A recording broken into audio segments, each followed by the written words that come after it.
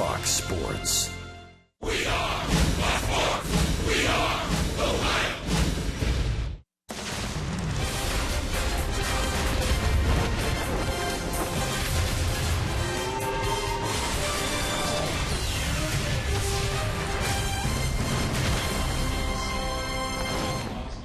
Well, the roof is closed as you get a look at Marlins Park in downtown Miami. It's the first of 4 as this road trip continues, and it's a 2-0 road trip thus far for the Reds after the rain out in D.C. last night. Tonight they take on the Miami Marlins. And hi again, everybody. Alongside Chris Welsh, I'm Tom Brenneman. Jim Day is back in Cincinnati. We'll check in with him in just a moment. First of 4, Reds and the Marlins. The last time we saw the Marlins, they had their big slugger, Giancarlo Stanton, in the lineup. And then shortly thereafter, out for at least the next 4 to 6 weeks with a hamate problem. Well, the game plan of the Marlins early in the year was to surround Stanton with as much talent as possible, but he would be the centerpiece, make no mistake about it.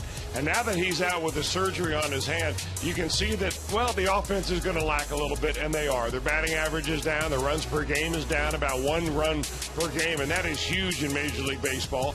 But the team earned run average is better. So what they don't do offensively, they have picked up from a pitching standpoint, but they certainly do miss Stan because he's a threat in the lineup that when you're pitching against the Marlins, you're always aware of where he is, especially when he comes out in the dugout and gets in the on-deck circle. And that team ERA may start to come down because they only have 1 start from the guy who has the ball tonight, and he's their main man in Jose Fernandez. Well, here's a guy that as a rookie 2 years ago was in the top 3 in voting in Cy Young Award, and he is just lights out. I mean, his average fastball is in the upper 90s. He's got a plus curveball, a great changeup, a really good feel of pitching, and he's a young man that really likes to compete. And when you have him healthy, and everybody should want him to be healthy to watch him at his top of his game, he is a very, very tough challenge for hitters on the opposing team. Michael Lorenzen's becoming a very tough challenge for hitters on the opposing team. Well, he really has. I mean, he's a guy that sometimes you watch him pitch and you forget that he's a rookie because he never seems to get flustered out there, even though he gives up a few home runs now and then. I mean, his walks aren't all that bad. I mean, he stays in ball games. He just is a guy that has great stage presence and a 95-mile-an-hour fastball. He's coming along. He's on his way to be a very good pitcher, but we're watching him in progress, maybe just like we did years ago when Johnny Cueto was 23 years old. When we come back, All-Star festivities have begun in Cincinnati, and Jim Day will have more on that. You're watching Reds Baseball on Fox Sports Ohio.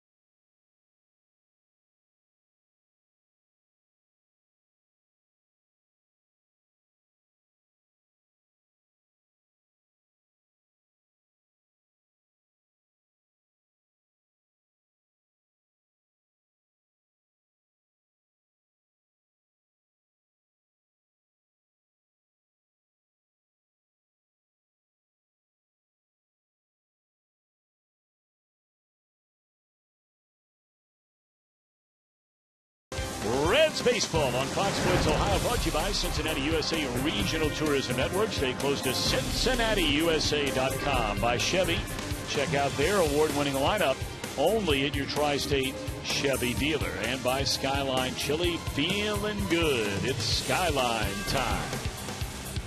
Marlins Park. It's a site of the old Orange Bowl here in Miami. The roof is closed tonight here at Marlins Park. This is a retractable dome stadium. It's really not all that hot outside today. Wasn't too bad at all. Reds like this venue. They've won 7 of 10. And our Elk and Elk storyline, the National League's best winning percentage against these Marlins all time, and this is home or on the road. The Reds have played very, very well against the Marlins. And remember, during this entire time span we're talking about here, the Marlins have won 2 World Series. Now, they've had a lot of down years in and around the 97 and 03 teams that won it all, but they've had some good clubs. And the Reds have dominated. Then the Florida Marlins, now the Miami Marlins.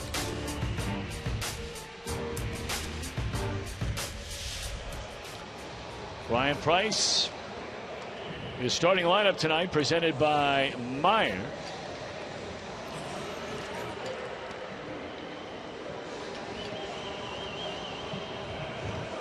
Brandon Phillips going to lead things off, followed by Joey Votto and Todd Frazier. Jay Bruce in a cleanup spot. Marlon Byrd in left. Eugenio Suarez at short. Tucker Barnhart, Michael Lorenzen, and Billy Hamilton will bat ninth. Just a couple of weeks away from his 23rd birthday, and returned to the big leagues for the first time in over a year following Tommy John surgery. He is right-hander Jose Fernandez. Well, born in Cuba, and he defected and ended up coming here to the United States, where he enrolled in high school in Tampa, Florida. Jose Hernandez did. He's now, as Tom said, 22 years old. And Jose Fernandez is maybe one of the best when you talk about potential of the ability to pitch, to manage the game as far as the artwork of managing a game, and backing it up with good stuff. He averages almost 97 miles on a fastball. He'll throw a lot of curveballs and some changeups. And if he is on his game, he will be one tough cookie here for the Reds this evening. Well, where he has been unbelievably tough is here at home. Now, granted, he hasn't made that many starts in the big leagues, but here in this ballpark, he has been unbeatable. There's strike one to Brandon Phillips, and this game is underway. Look at the numbers at home. 21 career starts. He's unbeaten, 13-0, and look at that earned run average. It's a club record for consecutive home starts without a loss to begin a career, and only the second pitcher in modern era history to go undefeated in his first 21 career starts at home. Brandon shoots one down the right field line, foul and out of play.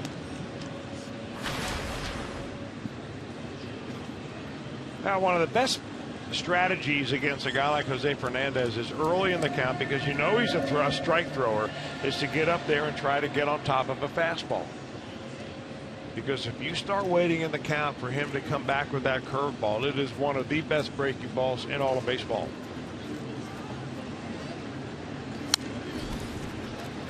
Another fastball, 1 ball and 2 strikes. Well, you say it like it's just another fastball. That is not just another fastball. That is at 97. Normally, when you see 97, it comes out of an arm of a reliever.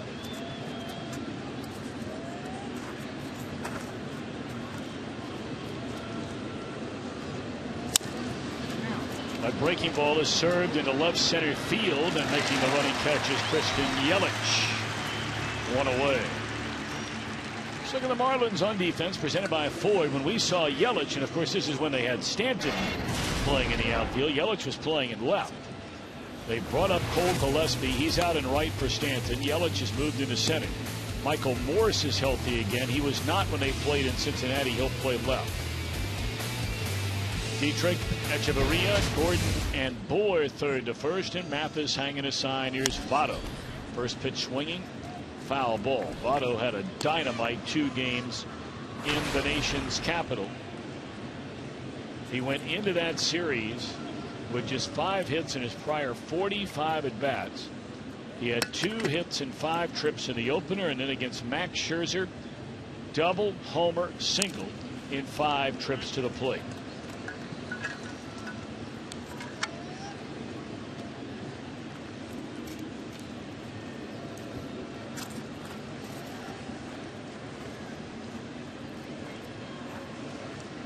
Brought up earlier, Fernandez, his season debut came 7 days ago against the Giants. He came away victorious, allowing 3 runs, 7 hits.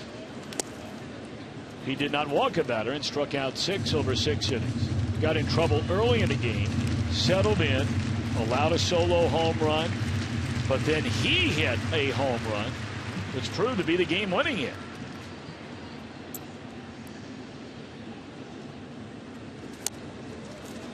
Check swing and a breaking ball, and it stays fair. 2 out. Well, you know, of all those numbers that you just read about Jose Fernandez, Tom, is the thing that impresses me the most is his control, that he walked only 1 batter. And normally when you take, you know, a year off or plus because you're taking several months off, I'm not even picking up a baseball at all, the last thing that comes your way is control. But that really has never been a problem for Fernandez. Well, not even in his rehab starts. He made 5 rehab appearances between Single-A Jupiter, Double-A Jacksonville. And in those starts, he struck out 33 and only walked 6 batters in 5 rehab starts. So apparently he had very good command since the day he came back. Well, you just watch his delivery. Even though he puts a lot of leg work into it and really uses his lower half well, he keeps his head very still throughout his whole delivery. That's a key to good control. And to Todd Frazier, or the count even, I beg your pardon, 1-1, and now he's ahead at 1 ball and 2 strikes.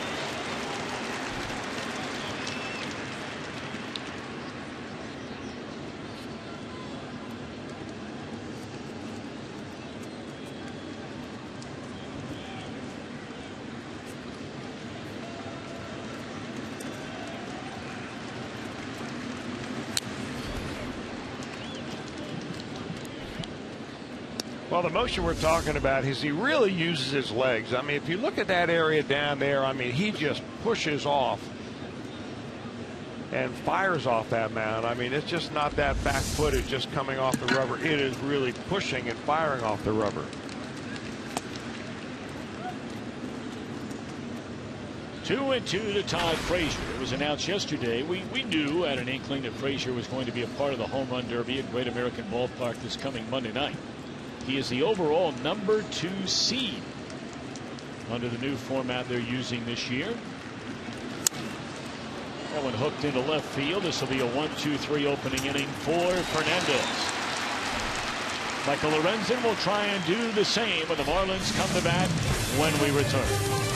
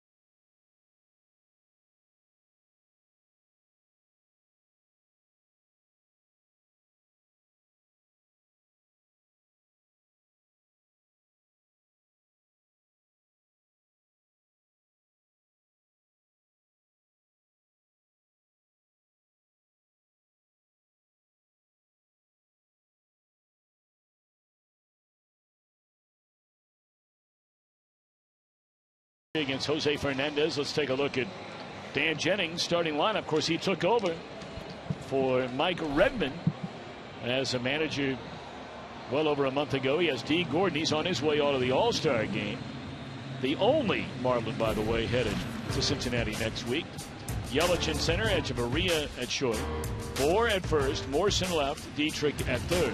Gillespie, Mathis, Fernandez against Reds rookie right-hander, making his 12th start. His 14th overall appearance, and man, has he thrown the ball well most of the time. That's Michael Lorenzen. Really a good story for Michael Lorenzen, a young man that really had not much amateur or professional experience prior to this year. He did throw some in the minor league, but in college he was a reliever. Just a nice, simple delivery that enables him to throw strikes. Fastball in on the hands of Gordon. Now this is the second time these Marlins have seen Michael Lorenzen. Boy, oh boy, was he good against him. 2 starts ago, 3 ago, 7 innings, 8 hits, 2 runs, punched out 9. And this is what D. Gordon's been doing seemingly every night. Leads the league in base hits, and he has another to start the game. Well, what a good swing right there by Gordon. I mean, you talk about bringing your hands in, shortening up your swing so you get the bat head on the ball. Just a little flip of the bat like that.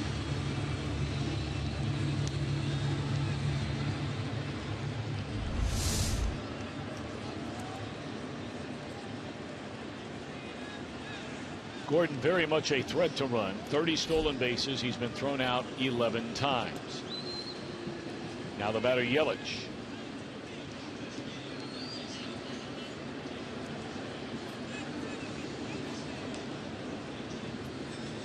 For Gordon, that is his 118th hit already this year. We've not even arrived at the All-Star break yet. That sets a new Marlins franchise record for most hits by a player before the Midsummer Classic. 118 of them. Gordon is still very young. Takes off, throw right there. Oh, and he's called safe. Well, they're going to scramble around the Reds dugout and see if Rob Coughlin has a different look at that. He's the Reds video guy. Tucker Barnhart does about as much as you possibly can as a catcher right there. And I think he probably is safe. So now challenge made by the Reds. So a runner at second with nobody out, and it's 2-0 on Yelich.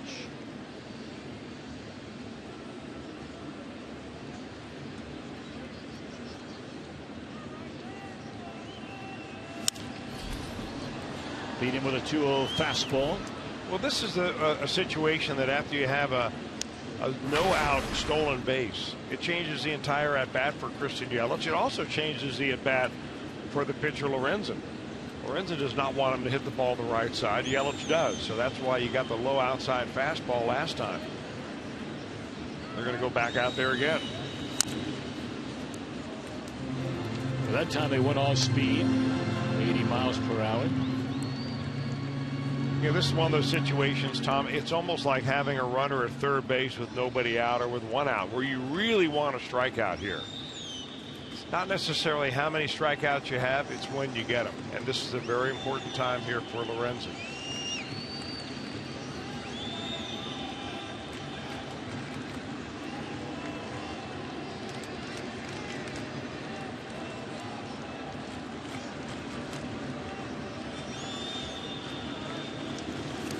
And he gets a strikeout, fooling him badly on a breaking ball down and in.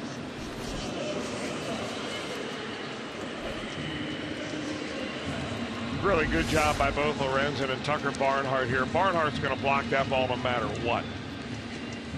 And it bounces way out in front of the plate.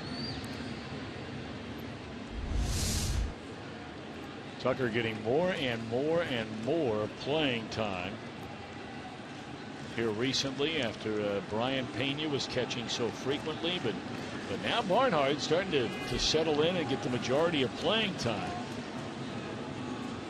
Runner at second, 1 out, and here's Echeverria.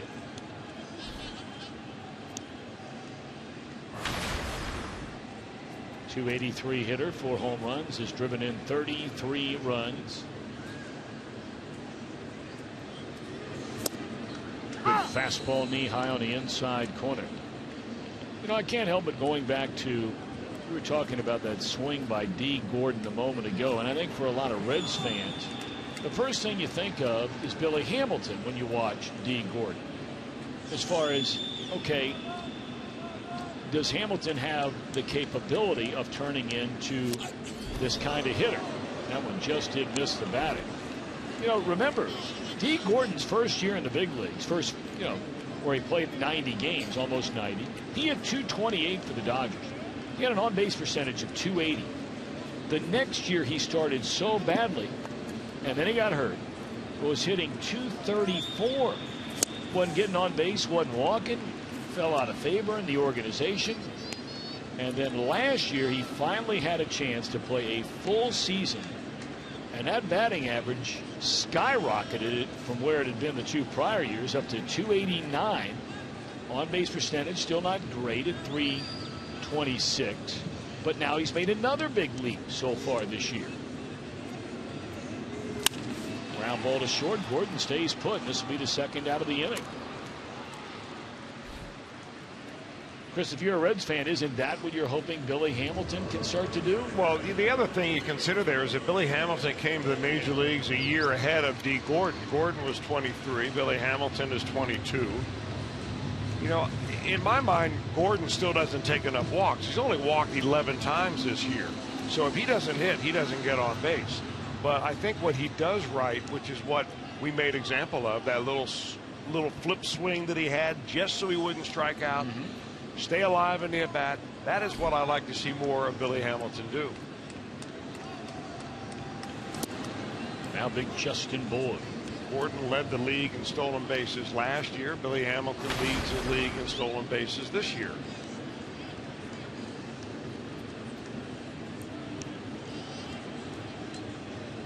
Boyd 255. Taken off for third. They let Gordon steal third base. And with 2 outs in the inning, obviously not as big a deal. Although he can't score now a wild pitch or a pass ball, of course. And it's 31 on the year now for Gordon. Now what you've got to do, doubtful that he would steal home with a left-handed hitter up, but with Frazier way off the bag, I mean, he can get as long a lead as he wants down there. This ball is clobbered to center field and off the wall. So a big 2-out double by Boyd gives the Marlins a 1-0 lead in the opening inning.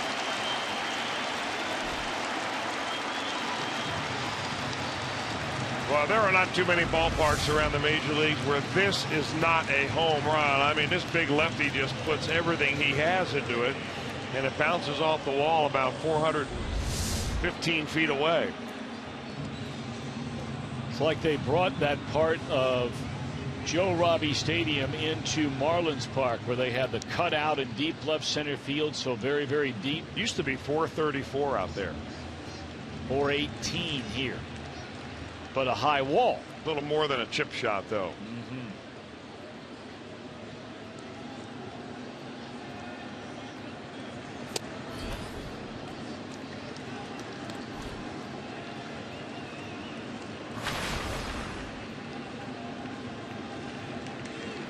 Yeah, this is a big ballpark. 392 to the right center field gap.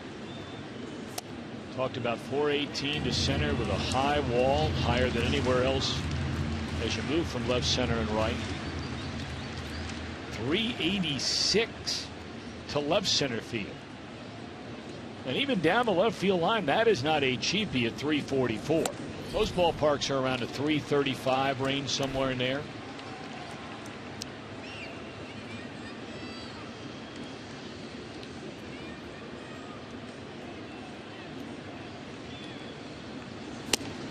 Four-pitch walk to Michael Morris.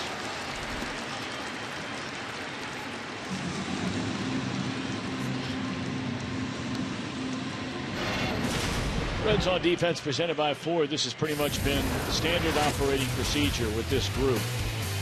We have seen them virtually every single day of late. This group won the first 2 games. The only 2 games of this road trip. Both wins over the Nationals before getting rained out last night, which turned out to be just a complete joke. From the time they called that game off last night, when we announced it to all of you at home at about 10 till 7 Eastern time, the rest of the night you could see stars most of the evening.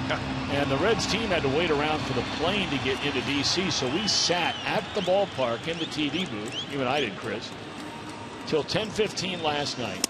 It never rained another drop, and it turned into an absolutely beautiful night. Now, the Reds were told it was a condition of the playing field. I think there were some in the traveling party that were not buying into that a little bit. 1-2 to count on Dietrich.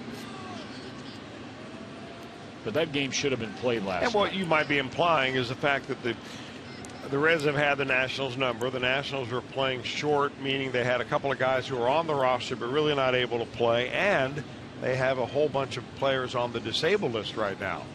So you add it all up, and they were playing with a weak team.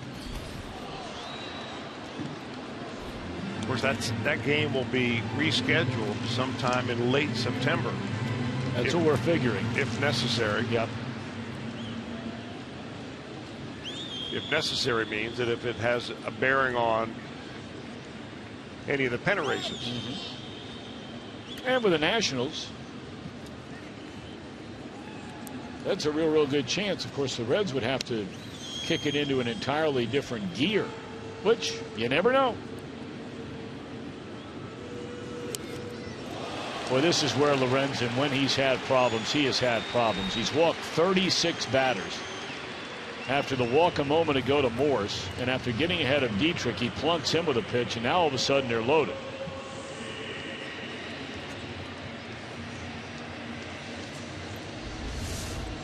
Well, a little breaking ball, the same breaking ball actually that struck out the second batter in the inning, Yelich. That was up and in a little bit, and you know, hitters don't jump out of the way of those pitches. The good news is you're down towards the end of the lineup, and you're just trying to change the energy of the inning a little bit out there if you're Jeff Pico.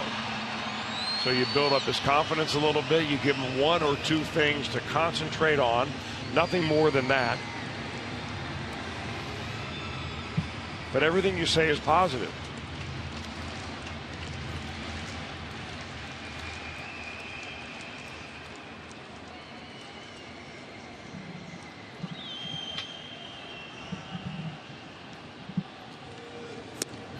First pitch fastball is in there to Cole Gillespie, strike one.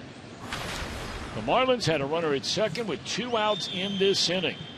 It has since gone double to drive in a run, walked, hit batsman to load him up for Gillespie. Votto will handle the 2-hopper, and the Marlins will settle for one. They leave them loaded. We go to the second. Miami 1, the Reds nothing.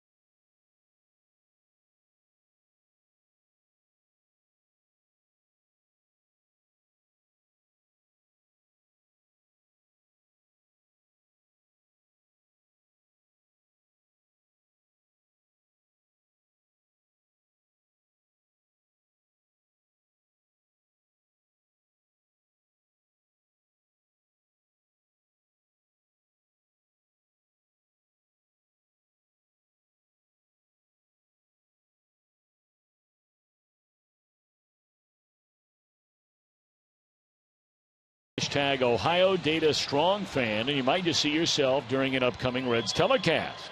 It's brought to you by our friends at T-Mobile. And of course, they're a proud sponsor of so many activities going on in and around the All-Star game. And tomorrow morning, Barry Larkin, Reds Hall of Famer, Major League Baseball Hall of Famer, will cut the ribbon, signifying the opening of Fan Fest and the official kickoff to the All-Star weekend and right through into the start of next week in Cincinnati.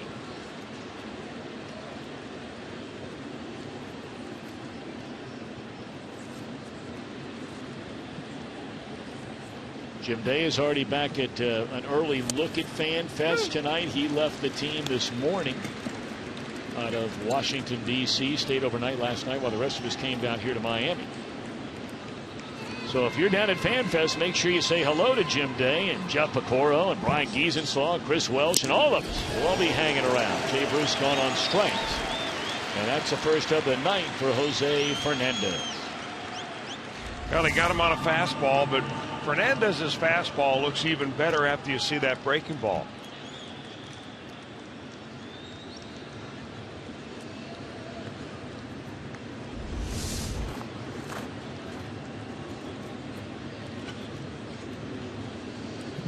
Well, here's Marlon Byrd at 245, 14 home runs and 32 runs batted in. He looks at a first pitch fastball, and there a strike.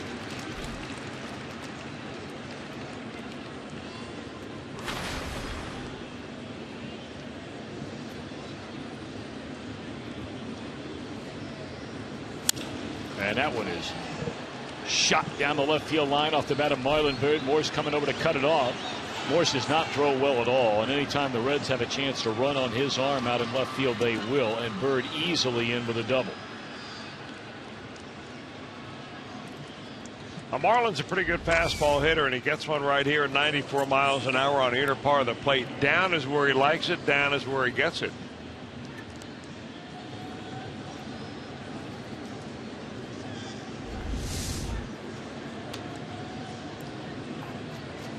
So now a chance to tie the game for Eugenio Suarez. 325 batter, 3 home runs and 13 runs batted in. It's in there, strike one.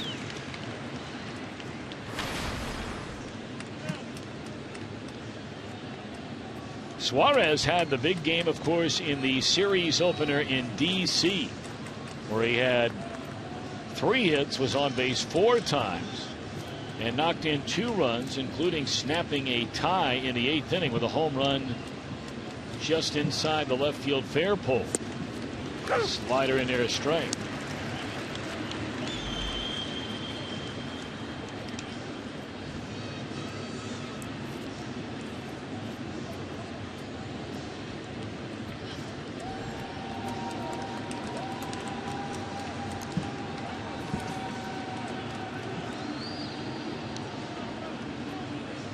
And 2 on Suarez, and threw a fastball right by. 97 again. He's in a rut. You know, it's kind of like the fastball that you see from Aroldis Chapman. Not obviously as hard as Chapman's, but when you elevate it and get it at the letters or above, it's nearly impossible to get on top of.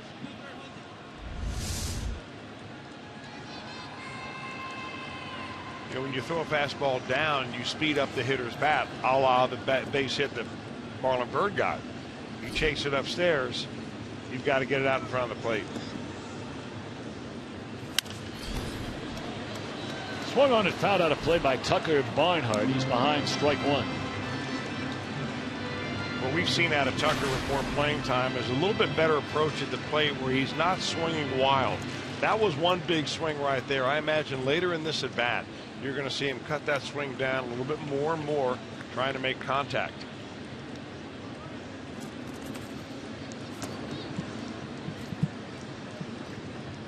Breaking ball in there to Barnhart, but too low. 1 ball and 1 strike. Reds have a tying run out there at second base. Marlins scoring in the bottom of the first on a 2-out double by Justin Bour, driving in D. Gordon.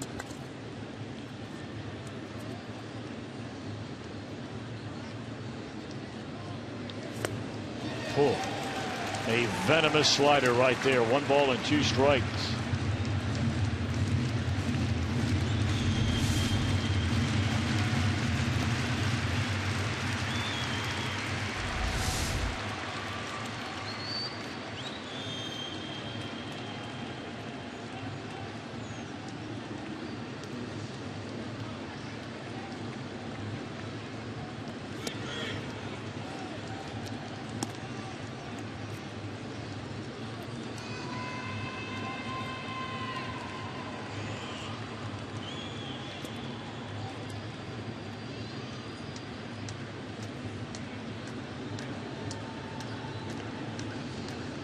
Two balls, 2 strikes. Tying run is Bird at second. And a tapper over the mound will be handled by the shortstop, and the Reds are through in the second. Marlins lead 1-0.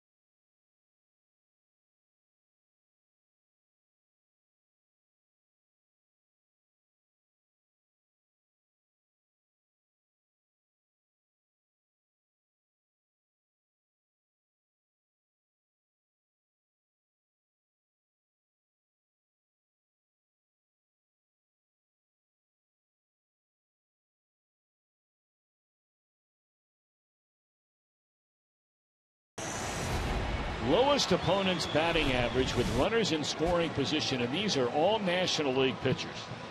And take a look at where Michael Lorenzen stacks up. Martinez is like Cueto, one of the final 5 for the final roster spot. Greinke's going to the All-Star game. He might start the All-Star game. Burnett's going to the All-Star game, and Cole Hamels could have easily been in the All-Star game. Well, they're all veterans, and they're all very fine veteran pitchers, and that goes back to the point that we made earlier, Tom, about Michael Lorenzen. We've seen him get in trouble like he did last inning, bases loaded, and bend a little bit, but not break. And that's the key to being able to really build confidence in yourself, is get out of tough jams. Well, he could use an easy second inning. It looked like he was going to have a rather easy first inning. After Gordon initially singled, you thought, a little bit of trouble here. Gordon stole second. And then he got a strikeout and a ground out, and Gordon was still standing at second base with 2 outs in the inning. But after Gordon stole third, Moore doubled a straightaway center to knock him in. Morse walked. Dietrich hit by a pitch. But the ground ball out to end the inning. Check swing. They appeal. And it's a strike. 2-1 to the number 8 hitter, Jeff Mathis. The pitcher to follow, then Gordon.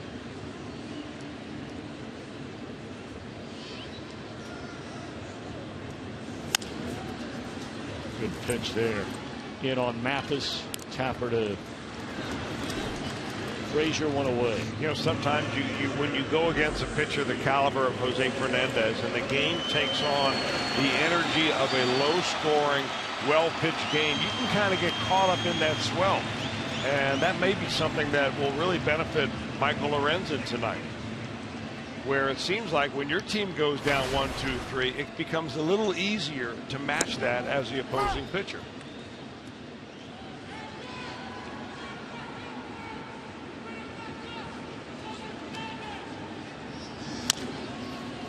There's a ground ball to the shortstop. And Fernandez is thrown out, 2 away.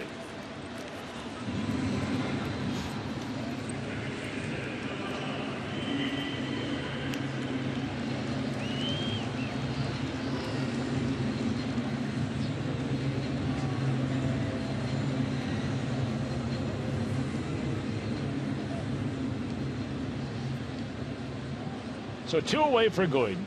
Single, stole second, stole third, scored. The only run of this game an inning ago.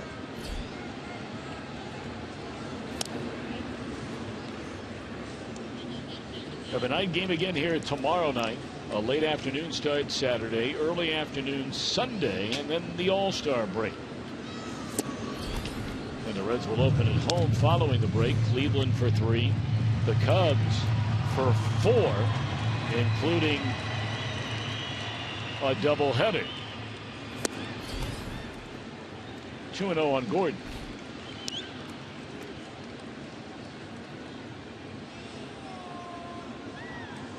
Well, the Cubs had a chance to really stand up to those Cardinals, as there is a 4-pitch walk to D. Gordon. The Cubs had a chance to stand up to the Cardinals again, and for the second straight series, the Cardinals just roll over. They lose one time. They get the big home run by Peralta in the 9th inning yesterday to win by a run. And now it's the Pirates' turn to see if they can run with the Cardinals, because so far nobody in the National League is running with the Cardinals. That's a 4-game series and a big one for the Pirates if they have any hope of really getting, I mean, seriously back into the National League Central Division race, because they go into that game tonight only 4.5 games behind St. Louis. Well, they've got a little momentum built. They have won 5 in a row.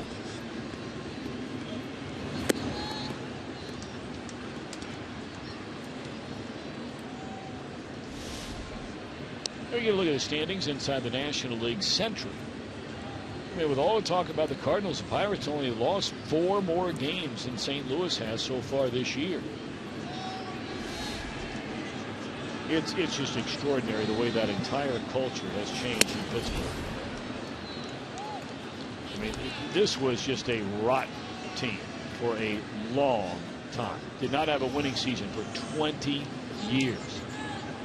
And now all of a sudden, they are a legitimate National League pennant winning team.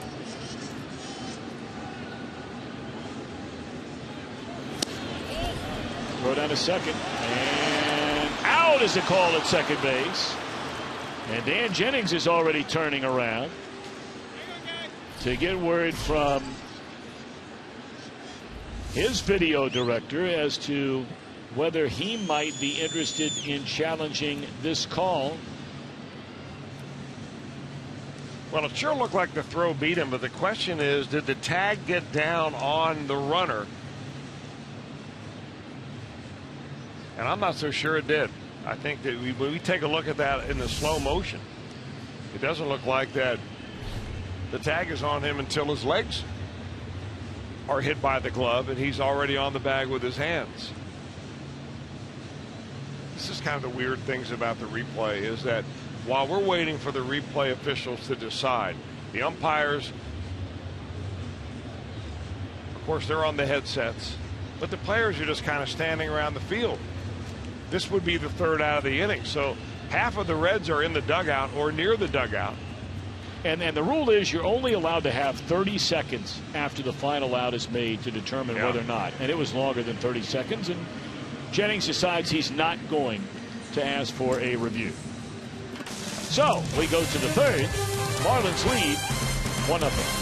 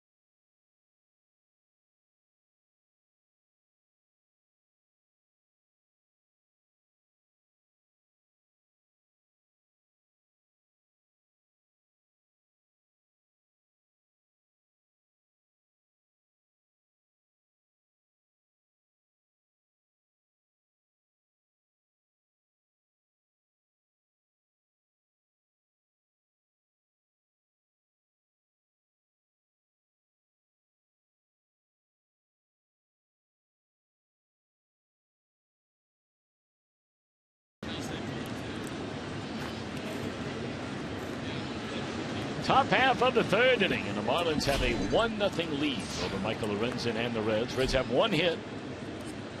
That was a one-out double by Marlon Byrd in the second inning, and that's where he was stranded. So 8-9-1. That means Lorenzen, Hamilton, Phillips. Reds, of course, hoping for more than just that trio. Fernandez has struck out a couple of batters, and there's a bunt attempt by Lorenzen. We know he can swing the bat.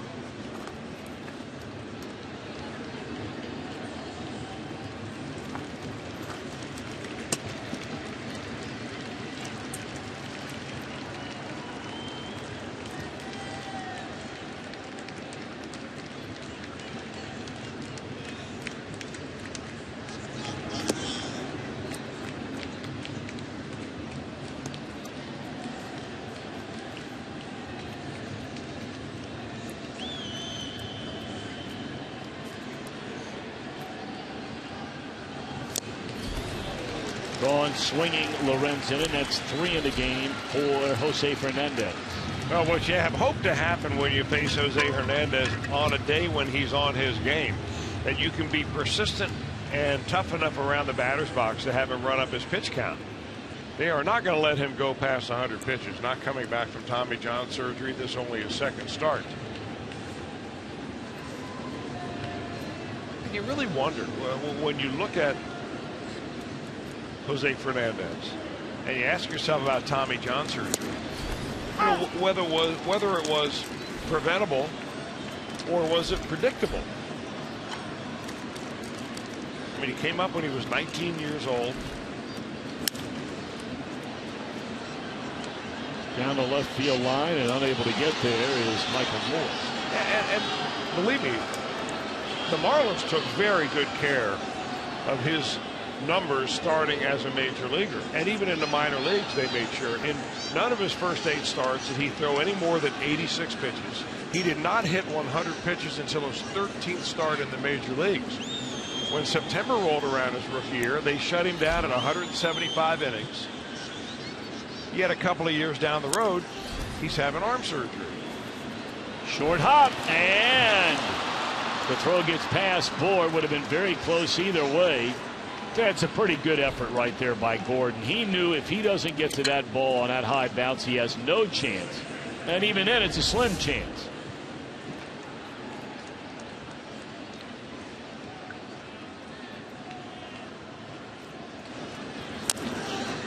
Yeah, that throw nearly needs to be about chest high so the first baseman can really reach out towards the fielder.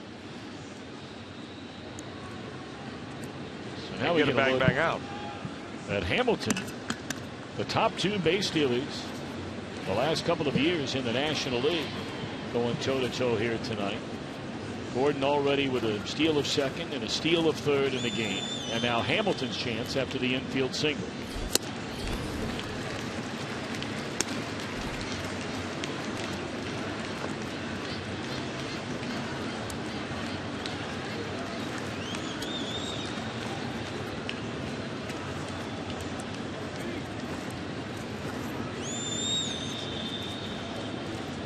Brandon, a fly ball to left center field, caught by Yelich leading off the game.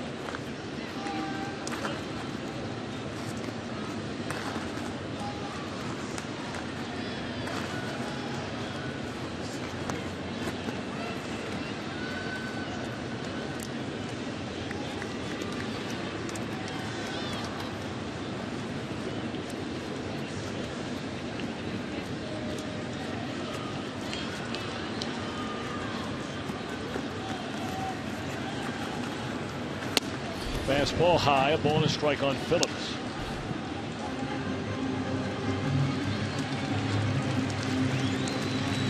Now remember, most of last year, Hamilton was getting a look at pitchers around the league for the very first time. That would hold true tonight for Hamilton against Jose Fernandez. Because Fernandez did not pitch against the Reds last year before the injury shut him down in the month of May for the remainder of 2014. So you can look at all the video in the world, but base stealers will tell you, you really got to get an eye firsthand, in person, to feel confident about when you're going to run, what the pitcher might be doing. That is, unless you have something on him. Maybe one of your video guys, maybe one of your coaches has picked up a move that he does that tells you when he's going home and tells you when he's coming to first.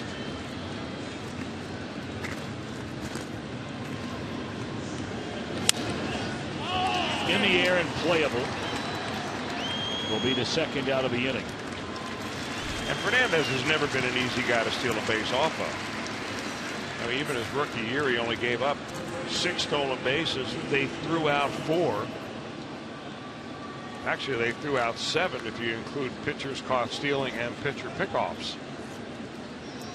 Last year, in an abbreviated year, he only pitched 51 innings. He gave up 1 stolen base and had 2 thrown out. So he's kind of like Johnny Cueto in that respect. For a big guy, very compact and quick to the plate.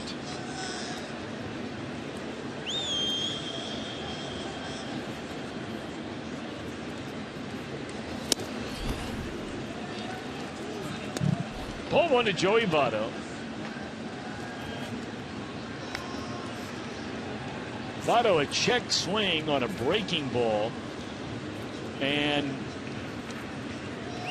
the bat made contact with the ball and it stayed fair. A lot of times you'll see that thing fouled away right around the home plate area, but it just trickled out in front of the plate, and Fernandez came in to get it and threw him out. Philly's still trying to get a read on that move from Fernandez.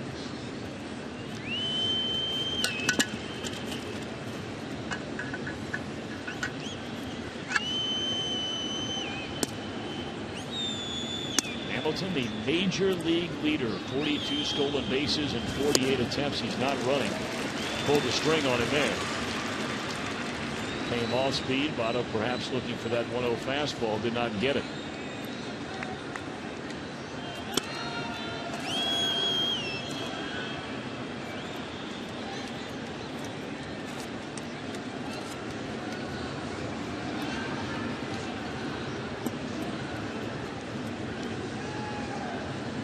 One and one to Joey Votto.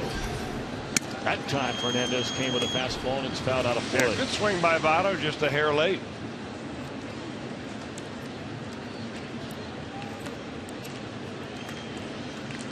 Fernandez, what he likes to do to a lot of hitters when he gets ahead and uses fastball, he'll run up the ladder on it. But that's one pitch that normally Joey Votto doesn't chase.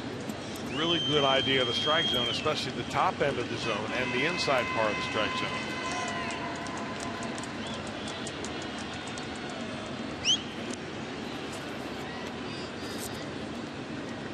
You know, a lot of teams control the running game by telling the pitcher when to throw over. I think Fernandez is on his own. He's just kind of looking over his left shoulder, and he's determining whether he thinks Billy Hamilton's got too much of a lead or not. Well, you hear the phrase frequently about a guy beyond his years as far as age is concerned. Fernandez is a very savvy pitcher. Despite being just 22, we mentioned earlier, a couple of weeks away from his 23rd birthday, and granted not a ton of starts at the big league level. But this guy just has a great feel for not only pitching, but for the game.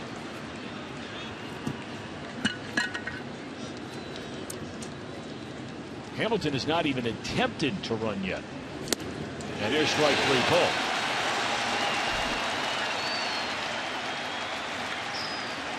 One hit, one left. We're in the middle of the third with the Marlins hold a 1-0 lead.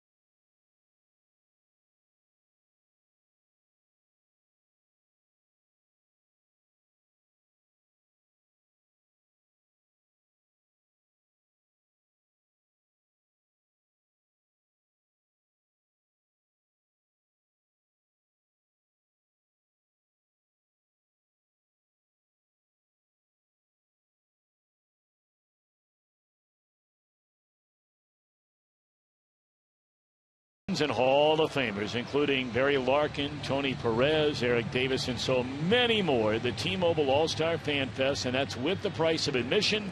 Tickets available right now at allstargame.com, and that officially kicks off tomorrow, although I guess there's a private function over there tonight, and that's where our Jim Day is. And we understand that Fox Sports Ohio is on right now at that function, so we hope everything's off to a big-time start. We have no doubt that it is. It's pulled to the right side, a two-hopper for Votto, and the feed to Lorenzen is out number one.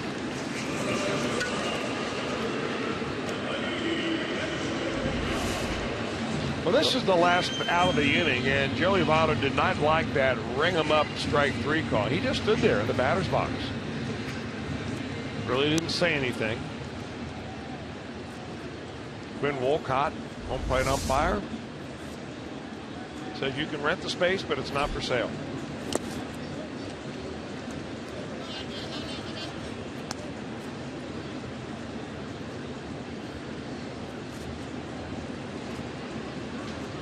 One away for Echeverria. He bounced out to his counterpart Suarez his first time up.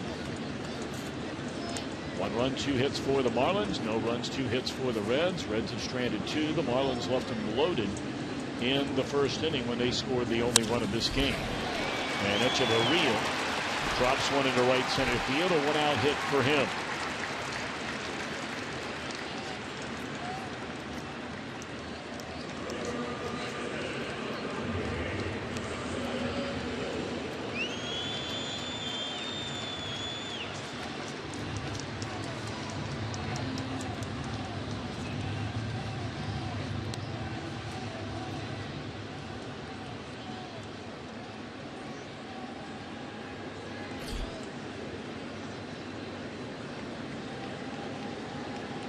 Now Bohr, who unloaded on a pitch back in the first inning to straightaway center field. We talked about it at the time. In most other ballparks around Major League Baseball, it was long gone, but not here.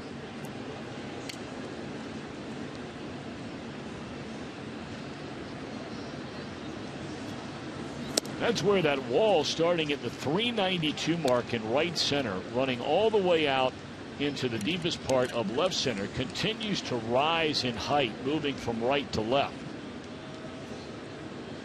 And right out in that area is where Bohr hit the double.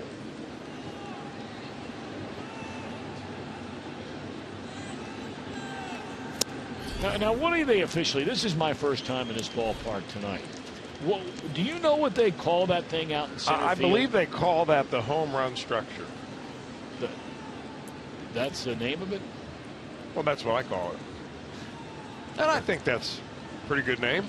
Yeah. What do you think? Well, I think it's keeping it simple in a world that's often a little complicated. The only time you're going to see it get excited is when a Marlins player hits a home run.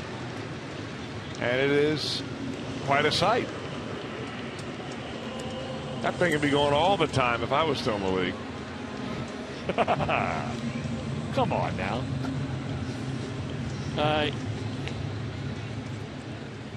I guess it is considered to be a work of art. Oh, it is, of course. And the name of it officially, I guess, is Red Grooms. As there's another walk by Lorenzen. There's a swing and a foul ball out of play. You know, I can't help but think when watching Michael Lorenzen pitch that some of these bases on balls, because he's got the uncanny ability to really spot the fastball and throw the breaking ball for strikes for a young guy with very little pitching experience. But those walks are really a product of a mental letdown. Just a little bit of relaxation mentally.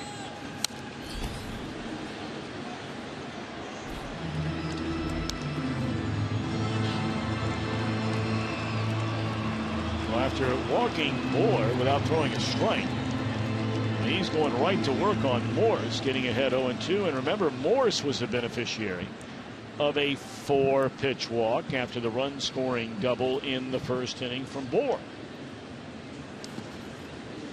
That's another beautiful play. Second one of the night made by the Reds catcher Tucker Barnhart. That's a big play with one out and runners at first and second base. If that gets by, of course, that's a pair of runners that move into scoring position.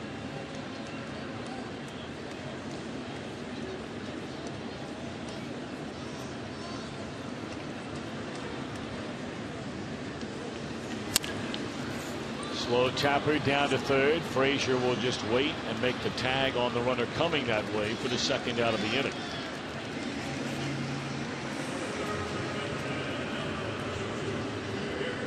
Well, coming up tomorrow, Clint Dempsey. Boy, did the United States men's national soccer team look really good the other night, continuing now their quest for a second consecutive Gold Cup title. They'll take on Haiti. Coverage begins at 8 p.m. Eastern, right over on Fox Sports 1 and streaming live on Fox Sports Go.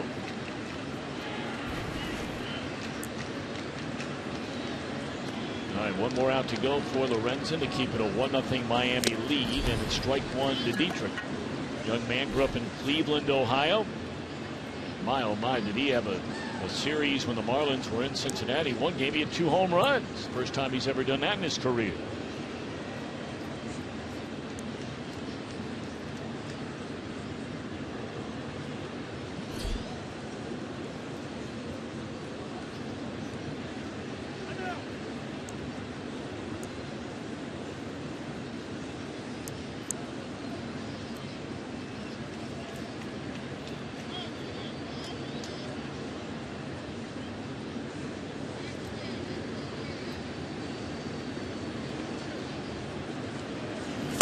Swing and a miss. Good breaking ball, hard down and in to the left-handed batting Dietrich, hit by a pitch his first time up.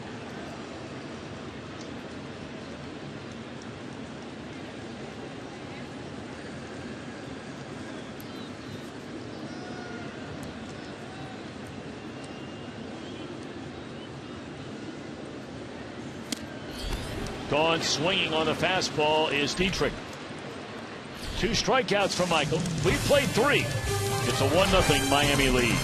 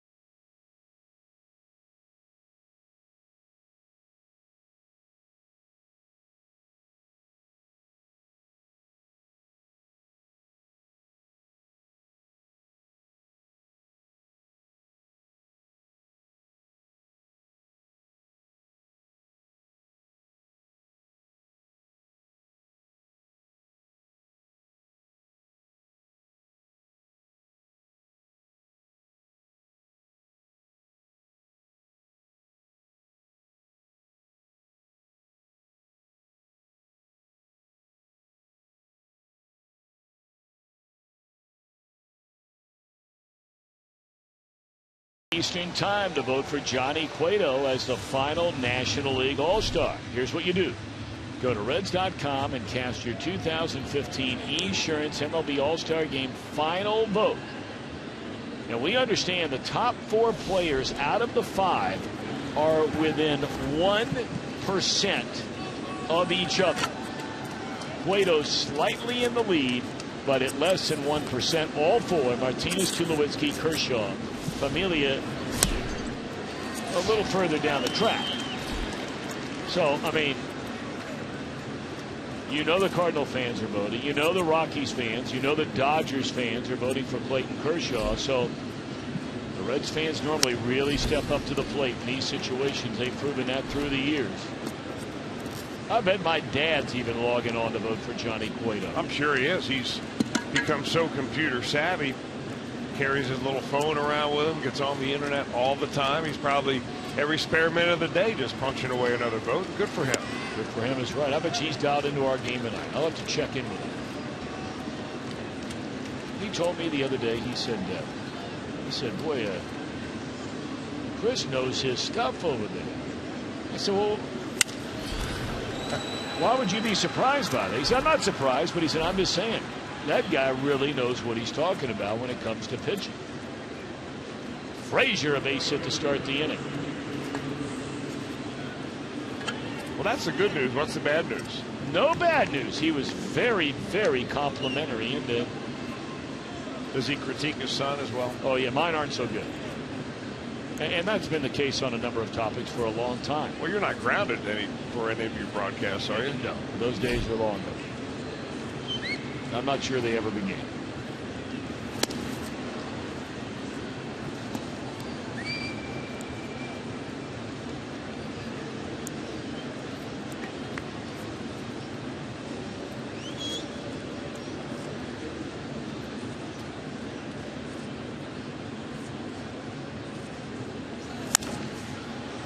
Popped up and out of play off to the third base side.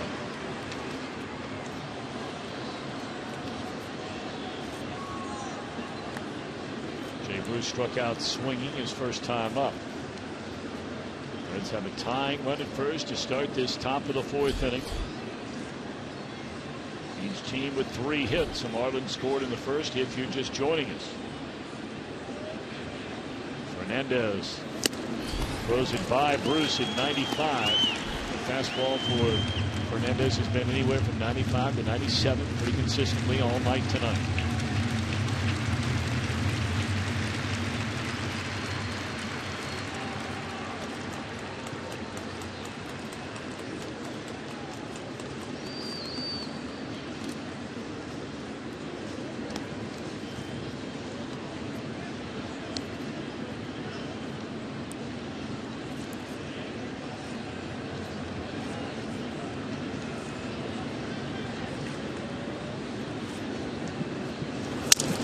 Broken bat roller and an easy double play here.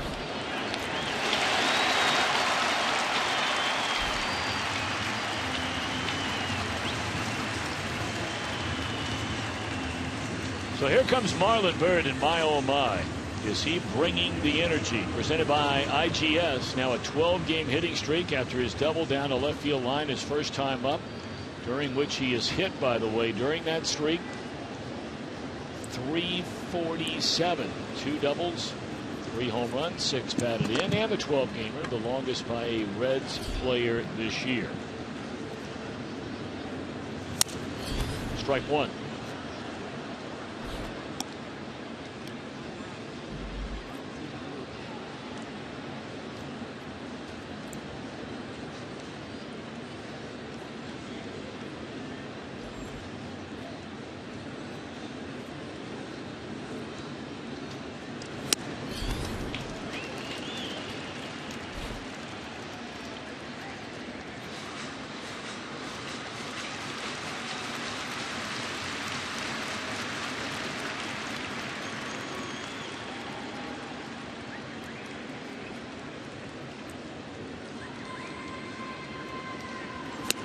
Gone swinging is Bird, and gone are the Reds in the fourth. 5 strikeouts for Fernandez.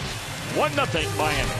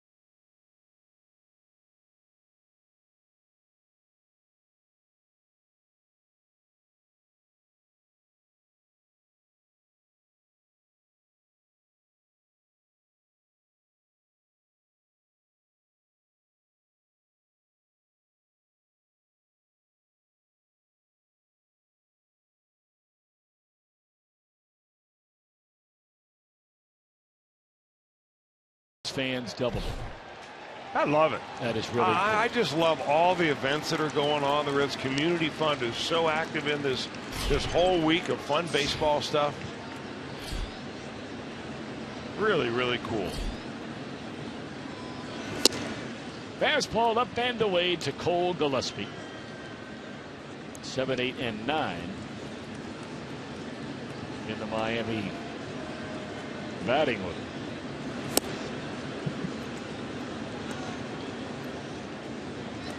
Lorenzen has walked 3, he's hit a batter, struck out 2, allowed 1 run and 3 base hits. Marlins have left 5 on base. 3 in the first, 2 in the third. Fastball and a good one, knee high on the inside corner, 2-1. Now clearly tonight is a night where Lorenzen is struggling with his command.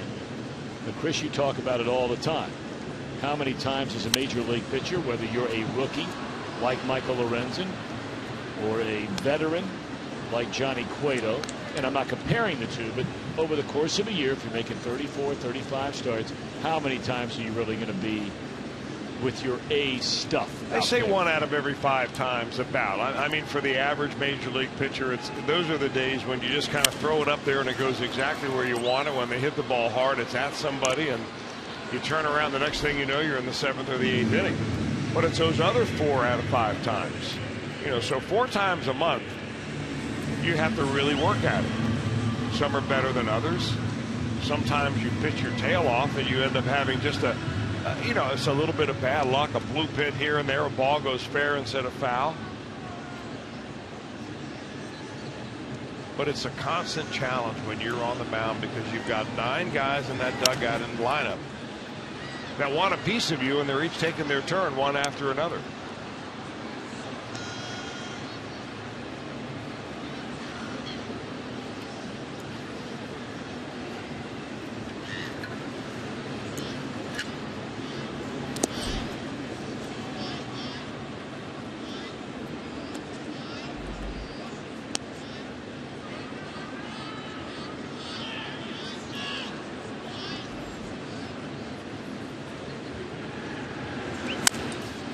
There's a ground ball to Suarez.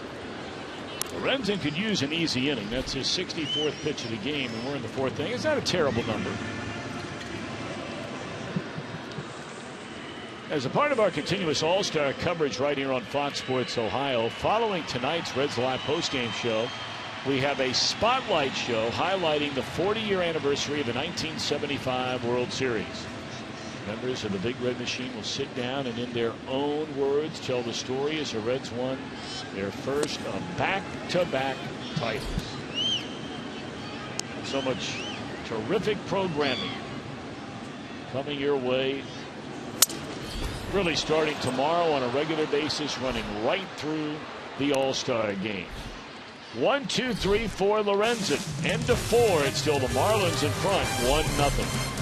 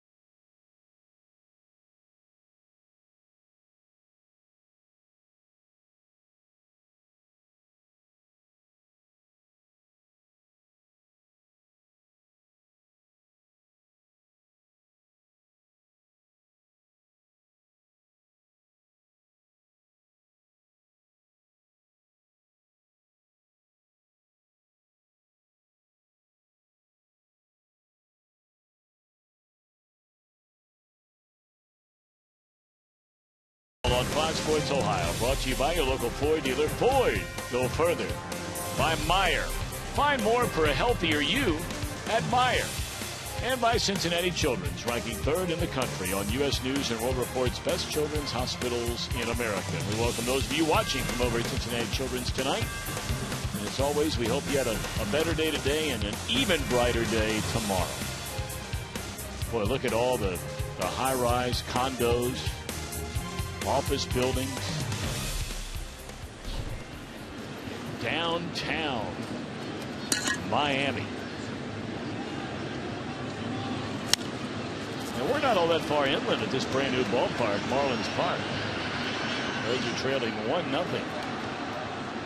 It really is. You have to see it to believe it. Those high rises with you really do. It's unbelievable. There's nowhere like it in the United States of America as far as residential. One building after the other, after the other, after the other that sit right on the water. You wonder where they all park because there's no underground parking.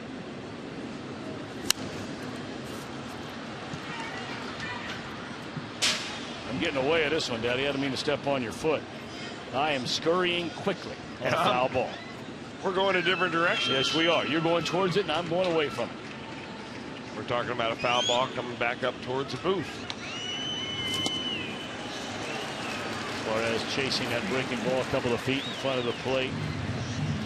And man, Fernandez has it going on so far tonight, and this is second start back. Well, I mean, when you're geared for 95 to 98 miles an hour, I mean, you got to start your swing a little bit early. So he can make you look awfully bad when you swing at pitches that bounce in front of the plate.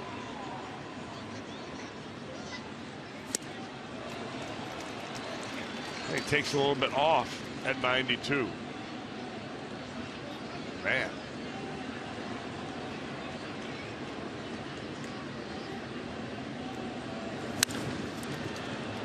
It's in the air to left center field off the bat of Tucker Barnhart. 2 away. Well, you might call July recovery month because this month there's been a lot of major league pitchers coming back from Tommy John surgery. You're looking at one tonight at Jose Fernandez, just his second start. Patrick Corbin came back here in July. Arizona Diamondbacks from Tommy John surgery. Matt Moore of the Rays. Brandon Beachy scheduled to pitch on Saturday for the Dodgers. And Matt Cain returned also. He had elbow surgery. He did not have Tommy John surgery. But, you know, it's interesting. The study that was done last year showed that 87% of the major league pitchers that had Tommy John surgery come back and pitch pro baseball. If you only have Tommy John surgery the first time. Let me interrupt you real quick if you don't mind, because I want to make sure that a lot of fans understand it, because I want to make sure that I understand it. When you said 87 pitchers come back, 87%. Yeah, and pitch professional baseball. Now, are you talking about pitchers that are even pitching professionally, period, or those in the major leagues? Well, that I don't know. I believe of major league pitchers. Gotcha. Okay. So, okay. We'll get back to that. Okay, we'll do it. I didn't mean to interrupt. All right, Reds are gone in order. Middle of the 5th, 1-0 Marlins.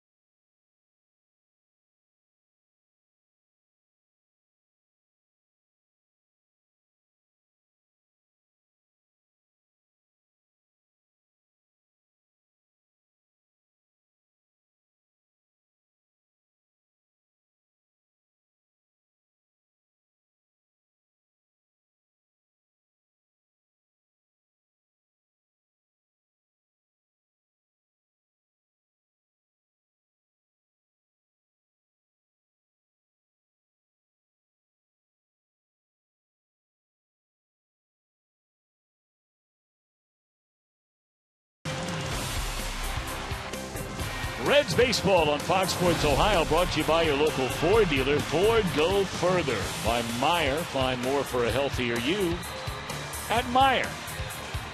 And by Cincinnati Children's, ranking 3rd in the country on the U.S. News and World Report's best children's hospitals in America.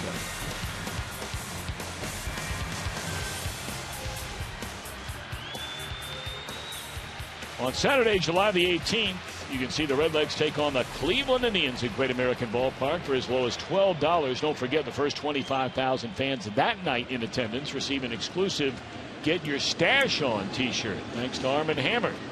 Come on down to the ballpark. Reds begin the second half of the season at home against Cleveland and the Cubs. Good one here tonight. 1-0. Marlins in front as the Marlins bat against Michael Lorenzen, top of the order here in the last of the 5th inning. Knocked down by Suarez, but that'll be a base hit by D. Gordon. 3rd time tonight Gordon has reached base. Now, the 2nd time tonight that Gordon has been the leadoff hitter in the inning, and both times he has done that, he has had base hits. That ball kind of rolling all over Suarez.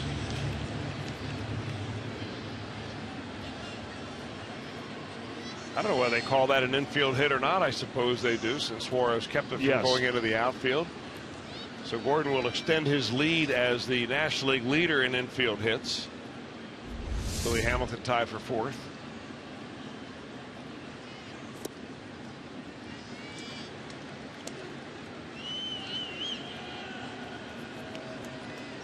This is where not having Giancarlo Stanton in the lineup for the Marlins really hurts them. Because with Stanton in the on-deck circle, Yelich could be looking at seeing a lot of fastballs right here. I mean, you're going to see fastballs anyway because you have D. Gordon at first base. But even more so if you've got a slugger standing in the on-deck circle.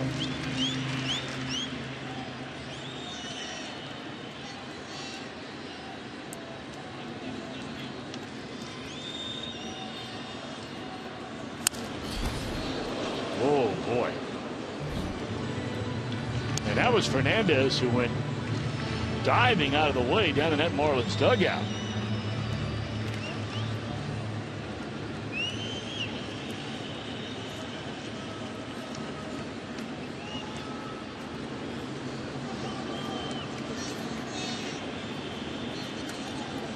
Gordon stole second, stole third in the first inning, scored the only run of the game on a double by Boyd.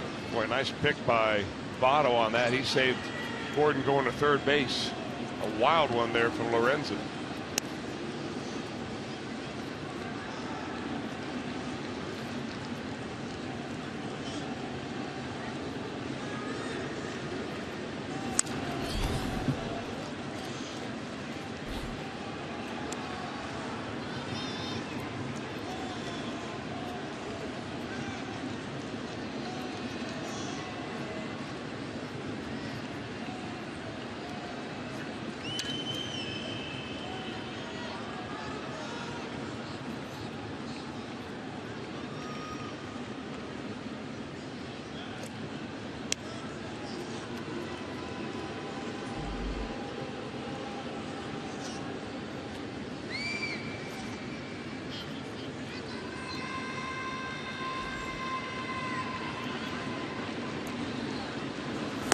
Breaking ball down and in. That's a pitch he struck Yelich out on in the first inning. And the same pitch he got him to hit a little tapper down to Votto to get him out in the third.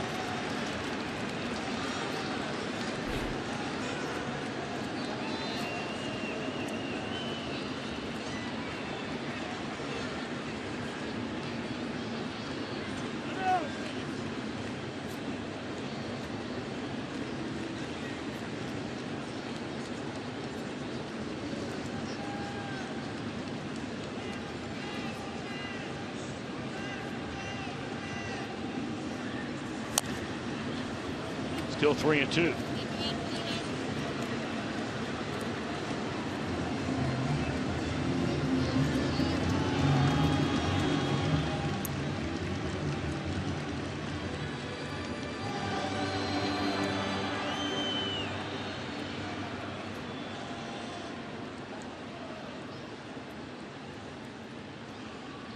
Once more, payoff pitch, runner going, and it's ball 4. He gets away from Barnhart, but Gordon had already started his slide into second base. So the top of the order creating some problems for Lorenzen here in the 5th. Well, with the runner going, you see that Barnhart's going to try to pick that ball. Normally, he's going to get down there and block that ball, but the instinct is for a catcher to pick it and throw it, especially when you've got one of the premier base stealers in baseball out there, and you've already thrown him out one time. See, now the Reds wondering what might the Marlins do here, and you bring it up because this is where Stanton would normally be hitting. Echeverria is not a number 3 hole hitter, but will they treat him like one? Barnhart throws down to second, and oh boy, the throw to third. Barnhart threw to the trailing bag rather than the bag Gordon wanted to go to. And as soon as that throw went to second, they had no chance to get him at third. You know, with a guy like Gordon, you've got to do one of two things right here. If you're Tucker Barnhart, you've got to run right at him. Otherwise, you really have to charge that throw if you're Suarez. I mean, you've got to come tearing in that infield just as fast as you can to try to cut that throw off. And maybe he did. By the time the angle was covered, he'd get over there to second base. Sometimes guys just outrun the play, and I'm sure D. Gordon has done that many times.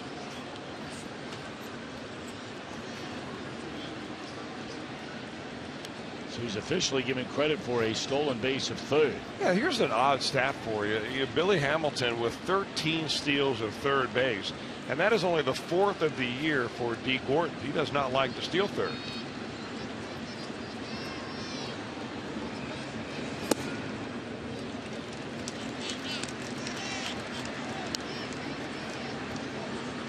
Two and 0 the count. But boy, Lorenzen, for a guy who's only given up 1 run and 4 hits in this game, he has faced nearly half of the Marlins hitters in this game on a 2-0 count. Going to get a double play here. Run scores. That's why that play a moment ago is a play the Reds really need to make. Yeah. It's not harping. It's not beating people up. That's just a big league play that's got to be made better than the Reds made it. Well, when you get a guy hung up between bases, whether it's first or second or third, I mean, it's essentially a rundown situation, and you practice it, and you've got big league arms. Now, you see that happen at high school level. You can see, well, we've got certain guys in the infield that can't throw it far enough and fast enough. But at this level, everybody's got a rocket arm, and just not played well. You're right. I mean, it did look like Suarez came in front of the bag to get to that ball quickly. It's just well, maybe another step by Barnhart to make him commit before you throw the ball. Well, especially to second base. That's easy to look back on and say what could have been done. Right. I'm sure that's what they'll do. I'm sure Freddie Benavides and Jay Bell, both former infielders, will take a look at the tape and talk to the guys and say, hey, this is the way we need to do this. Because you aren't talking about a 23-year-old shortstop out there.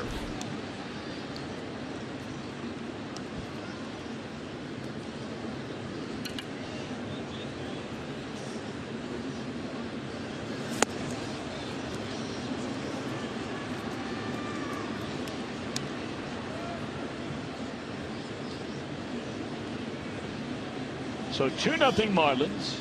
2 down, nobody on. 2-2 pitch to 4, and it's strike 3. End of 5. Marlins extend their lead now to 2-0.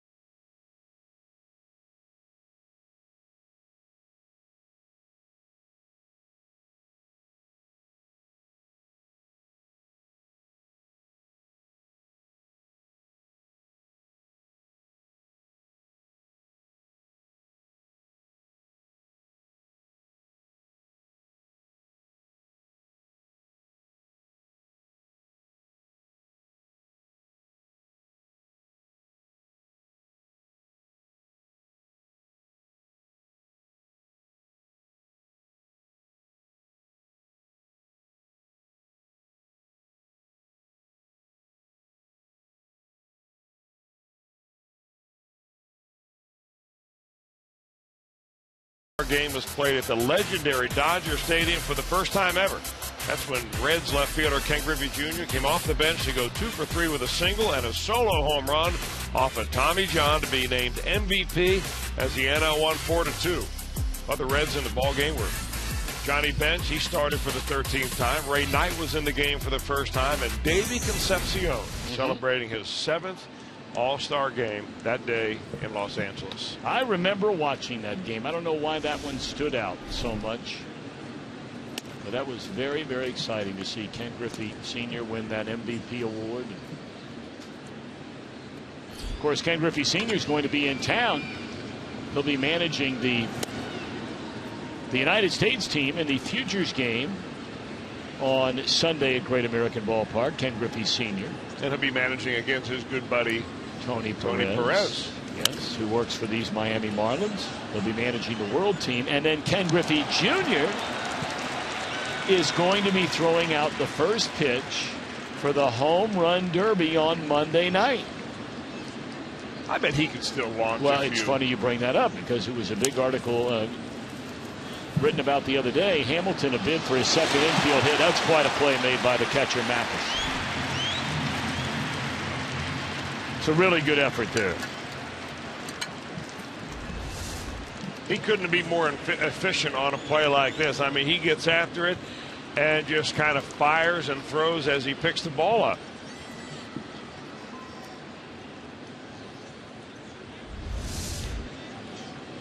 Ken Griffey Jr. was asked, could you still compete in the Home Run Derby? I think he won it 3 times in his career. And he said, you know, it's funny. He said that, as many of you know, he works for the Seattle Mariners, and he'll go out there, and all the young kids want to hit with Ken Griffey Sr. in batting practice. And so he said, you know, in the old days, I couldn't go out and take BP for an hour and a half. Couldn't do that. He said, now I can do it. And he said, there is no doubt in my mind that I would at least be competitive in that Home Run Derby. Well, he used to hit for a long time. I mean, when we would get out to the stadium early, early in the afternoon, 2:30 in the afternoon, and Junior would come out and take batting practice. He would take batting practice sometimes by himself for 45 minutes straight. I've never seen anybody who could hit as long as Ken Griffey Jr. and still maintain the mechanics of his swing. It's just remarkable. Other guys break down, they start getting into bad habits. Really something else. What a swing. Swing man.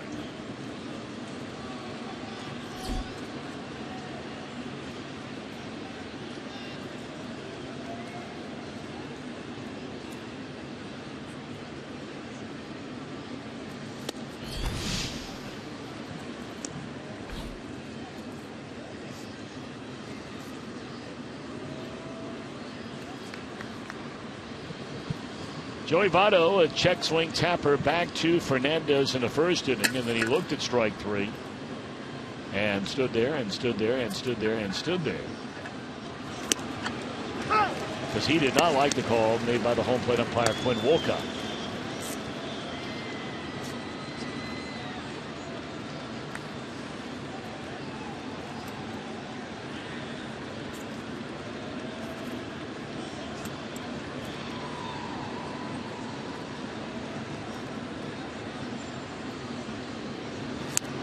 And there's another check swing. This one makes contact but goes foul.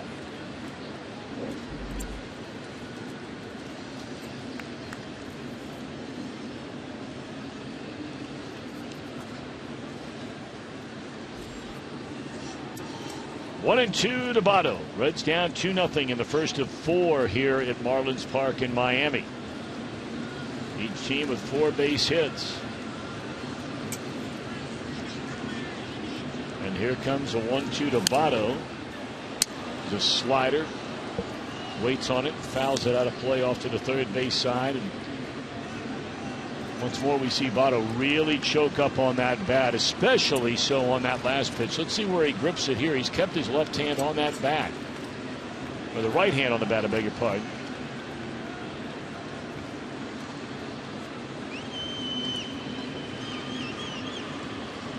He's up there a good 3-4 inches. And still comes up empty on a 95-mile-per-hour fastball.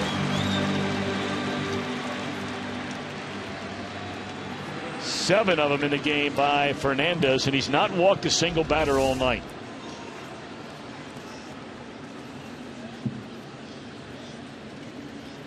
Votto looks back here, the catcher's mitt is like, where'd it go? How did I miss that? That's the explosiveness of Fernandez's fastball, that he evidently doesn't throw as hard as he appears to throw. He throws just a little bit harder. Those guys that throw exactly as hard as they appear to, even if it's upper 90s, you're going to end up seeing them get whacked around a little bit, especially if they start throwing the ball down the middle.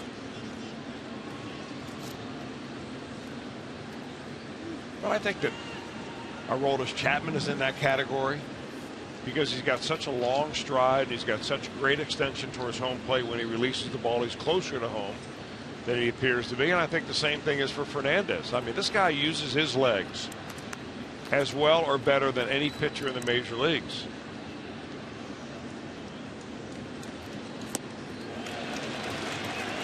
Well, you know, guys are having a really hard time when you see a lot of check swings. You know, we've seen plenty of them tonight from this Reds lineup. Fernandez has still not walked a single batter in now 2 starts since missing a year. He struck out 13 without a single walk. And he's 0-2 on Frazier. Time called.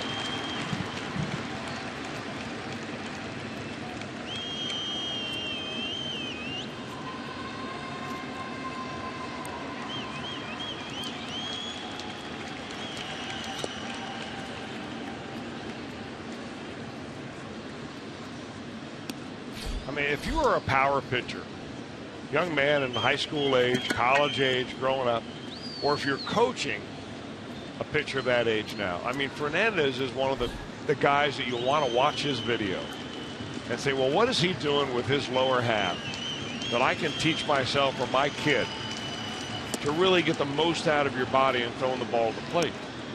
I mean, he just hunkers down over that pitching rubber and make sure he is a really solid. Now he's a big guy. I mean, he's listed as 6'2", 215 or so. I think he probably goes a little bit more than that. But still, I mean, the strength all starts in your legs. That's why pitchers, that's why they run. Keep their legs strong. Well, ever since getting that second strike on a check swing on a slider, they've now thrown 4 consecutive breaking balls to Frazier, taking the last 3 low. Well, he turned around a fastball his last time up. Have to leave the 4th inning off. A 5th straight slider.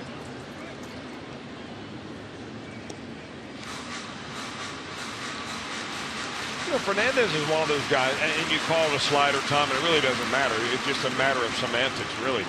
He's only got 1 breaking pitch. He doesn't really change speeds on it that much. It's 83, so you could call it a slider or a really hard curve. Yep. But some guys will throw, you know, cutters. Like Johnny Cueto's got 6 different pitches. Fernandez really has 3 that he uses the most. And then the fastball, curveball, change. And then occasionally a 2-seam fastball. He went back to the well again and strikes out Frazier on that breaking ball. 8 strikeouts in the game for Jose Fernandez.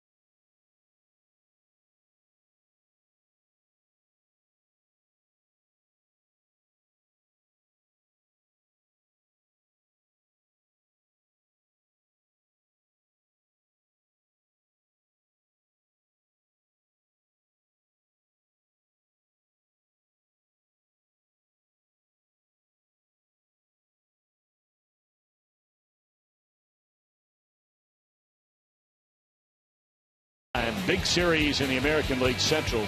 The Tigers are in Minnesota. And you can see that one at Fox Sports 1. Then at 7 Eastern, Baseball Night in America. And that's a good one inside the NL Central. Cardinals and the Pirates on your local Fox station. It's all this weekend on your home for Major League Baseball. Every Saturday, Fox Sports 1 and Fox. Speaking of the Cardinals and the Pirates, they had a rain delay for quite a while. And they just now resumed play. Scoreless game in the bottom of the 4th inning. First of a 4-game series in PNC Park. 0-2 on Michael Morse. Michael Lorenzen has allowed 2 runs, only 4 hits, but he's walked 4 batters, hit a batter, and while the walks have not come in to score, they have put him in difficult pitching situations. And in the 5th inning, the walk directly led to ultimately a run. Well, he still has a nice fastball, and he's now had back-to-back strikeouts, getting 4 on the night. Now one at 94 for our flamethrower, brought to you by Cholula Hot Sauce.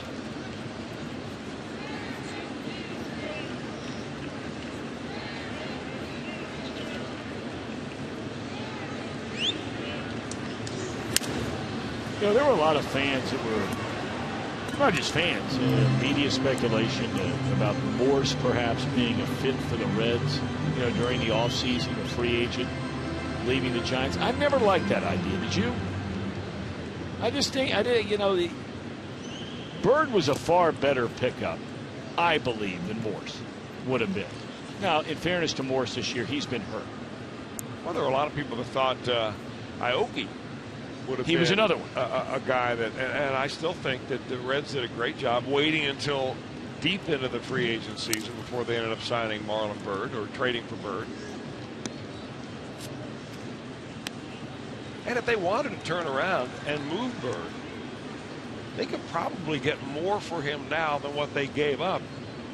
And Ben Lively, yeah. And Ben Lively at the time they traded him. Yeah, I think you're right. If Bird continues to play well, and if the Reds come to the conclusion that they can help themselves in the long run, something you and I talked about at length the other night during the rain delay. They're separating yourself out of it emotionally, which all of us are guilty of getting involved to larger or lesser extents from an emotional standpoint. Well, there are teams looking for offense out there. Just as many teams looking for offense as they are looking for pitching. A ball hooked by Dietrich down the right field line up against the wall. And he's in with a 1-up double here in the bottom of the 6th inning. Got a hanging breaking ball right there, and after handling him the last time up, threw a fastball by him for a strike. Hit him the first time. He kind of hangs a little breaking ball, and Dietrich, who's a good looking hitter, puts a swing on this to one hop the right field wall.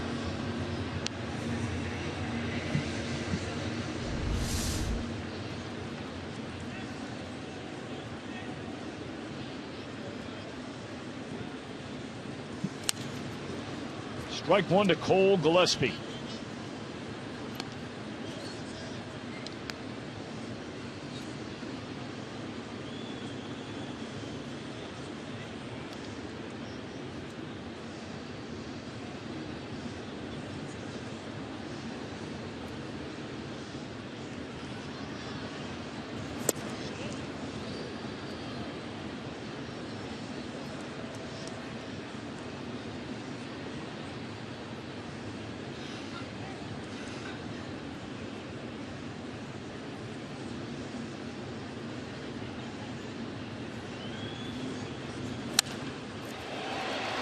Down the right field line towards the corner, and a foul ball, and a good thing for the Redlegs. That would have easily been 3-0 and maybe even 3 bases for Gillespie. Well, very close to staying fair. Would have been a nice job of hitting by Gillespie. He's able to keep that ball fair. I'm not a big fan of that particular pitch to a guy down in the order that you pretty much overpowered with your fastball so far just by keeping it down in the zone.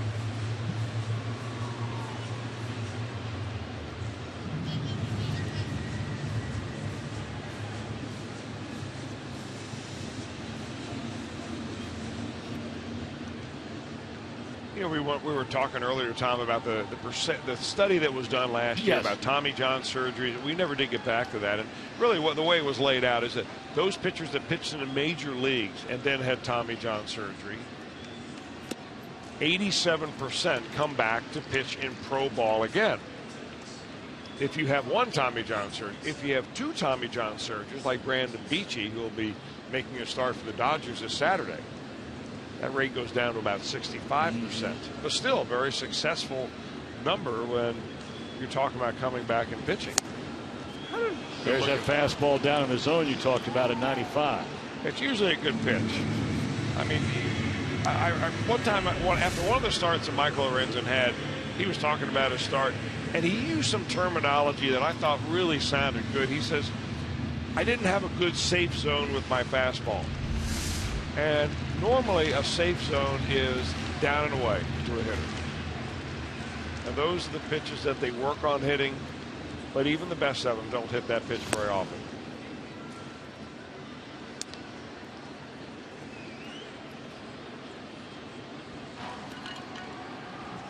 That's Bert Badenhop. Pretty good crowd tonight here. 25,027.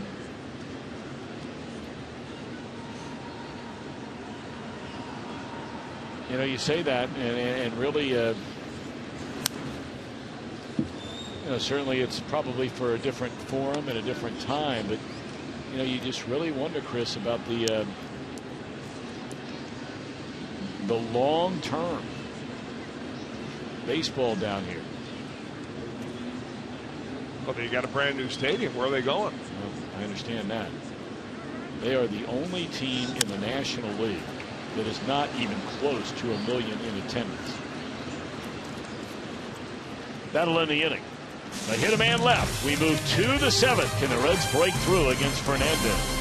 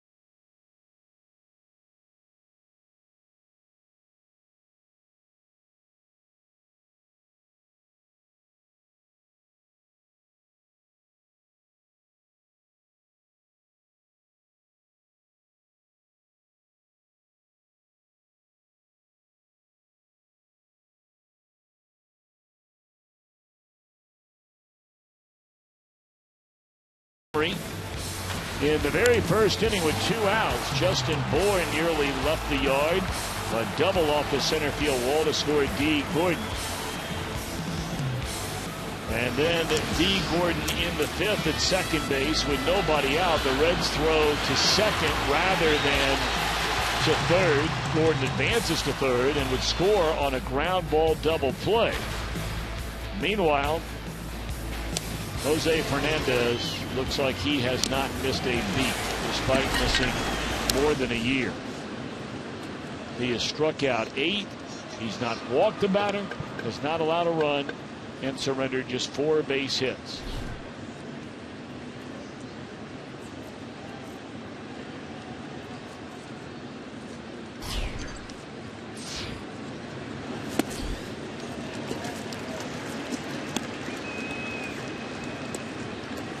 Fernandez has thrown 83 pitches and has yet to throw his 20th pitch out of the strike zone. I mean, he is just doing nothing but pounding the strike zone. And there's another strike, and he'll get a foul ball out of play. And not all of them have been strikes, but they evidently appear to be strikes. So they go from being strikes to balls, but chased by hitters because they're going after him. And Jay Bruce chased one early on. We've seen Todd Frazier, I think 5 pitches in a row, chase that slider.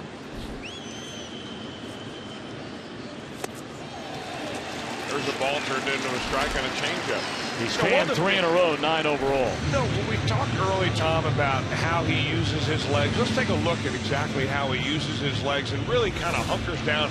Watch him as he lifts up. The back leg right here is going to be a little bit back over the rubber, but this is the one that buys him time. As long as you straighten that leg out right there before you go to the plate, you're able to really stay over the rubber, stay closed as long as possible, and then use the strongest legs in your body, which is your glutes, your back, and your legs, to propel yourself towards home.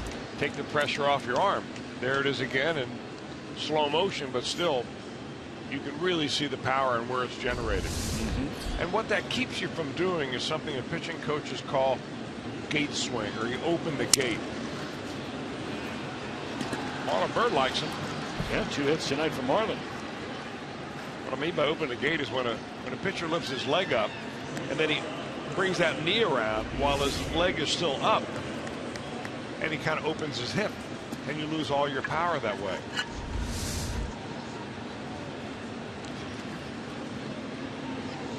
Reds have 5 hits and Marlon's got a couple of them.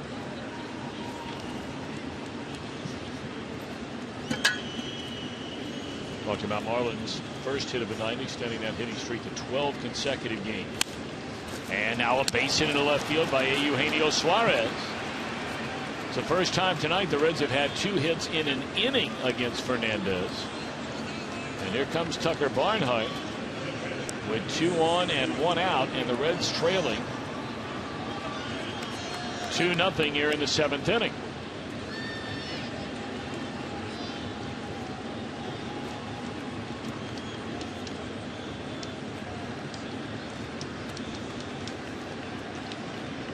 The Marlins have action out in that bullpen. Left-hander Mike Dunn very close to being ready. Bird and Suarez aboard. Fastball up and away. Tucker a ground ball to short, fly ball to center. Barnhart with 3 home runs.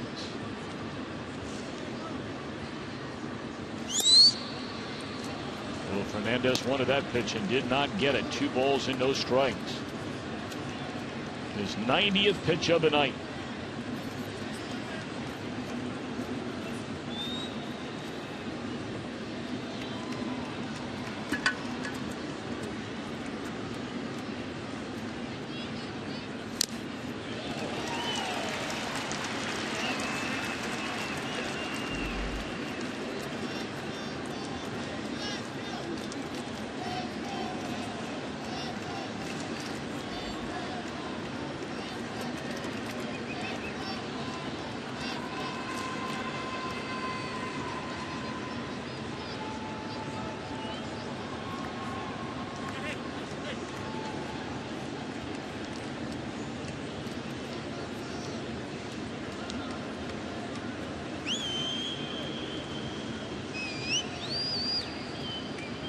Two and one to Barnhart. 2 on, 1 out.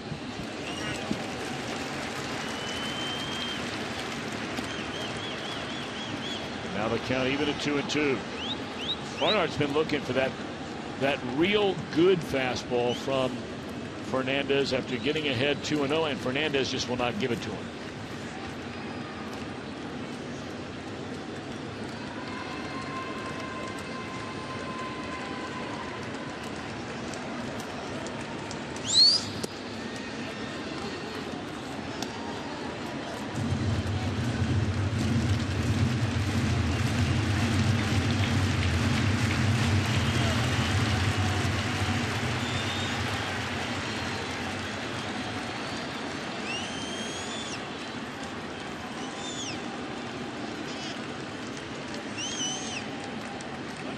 Bird at second, Suarez at first, and now Barnhart wants timeout. And the catcher Mathis will come visit Fernandez before this 3-2 pitch. Reds already have Schumacher standing in the on-deck circle.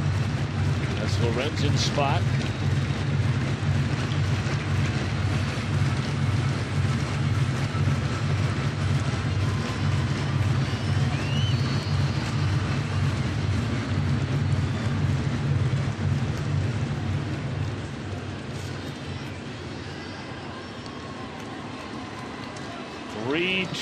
Pitch coming.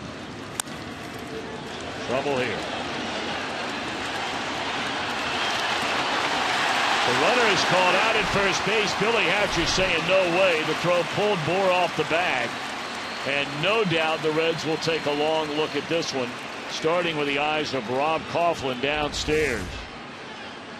Looked like a double play ball all the way, but Gordon rushes his throw, and does he take him off the bag is the question.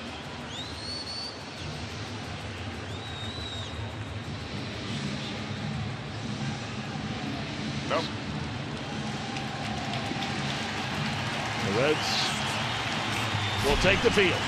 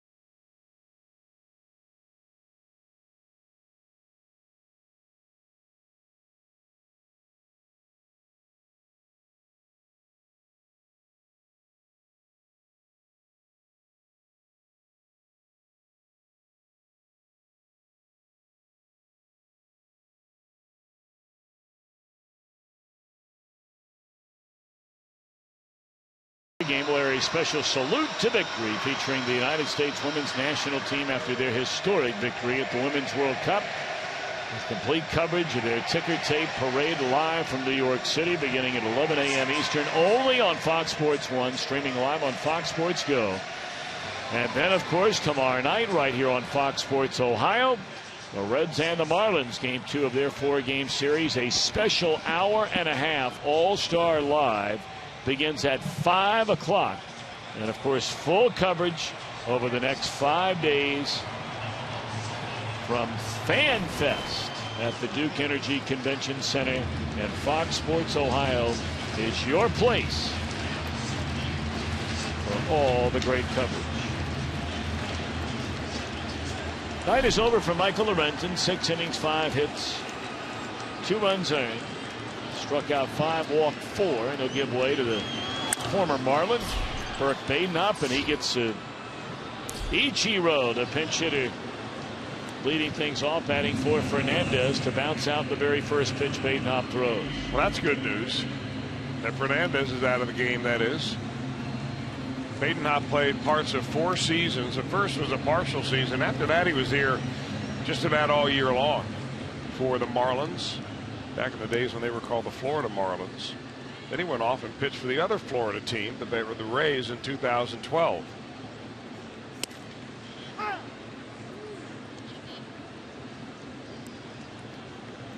Last 5 years for Badenhop, each spent with a different team.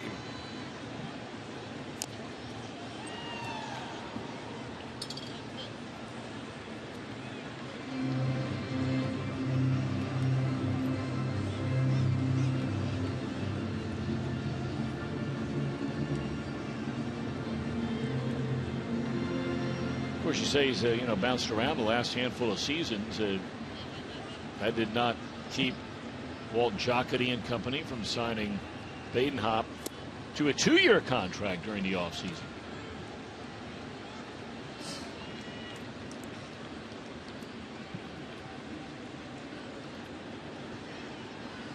Gordon's been right in the action all night long. Single, stole second, stole third, stored, walked, infield hit, stole another bag, scored another run, and they finally get him out for the first time tonight on a pop-up to Bird and left. Tom, I gave you wrong information. I thought that Badenhop was signed to a 2-year deal. As it turns out, they have a mutual option next year. I beg your pardon. And a buyout. So he could be a member of the Reds last year if they both agree to come back. Otherwise, the Reds will pay him a buyout and send him on his way.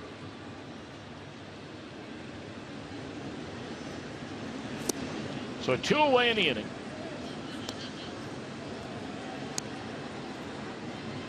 And here's Yelich.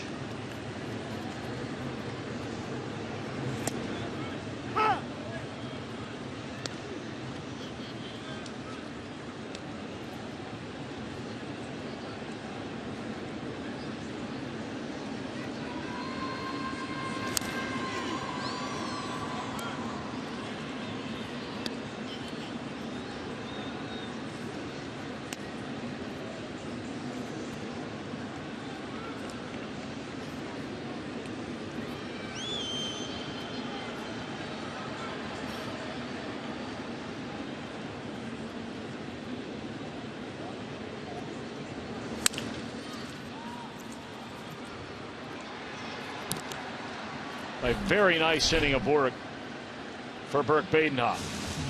Reds come to bat in the 8th against the Marlins bullpen. Down a pair.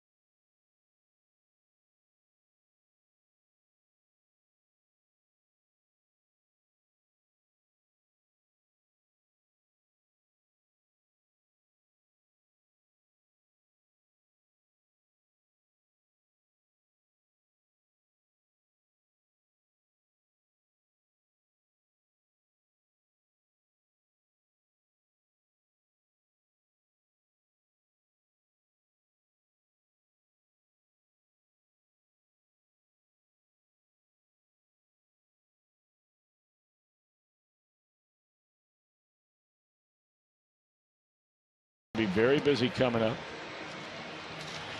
Reds are trying to get busy against this Florida Marlins bullpen now that Jose Fernandez is out of the game. He allows 6 hits, no runs, no walks, punched out 9 and 7 outstanding innings.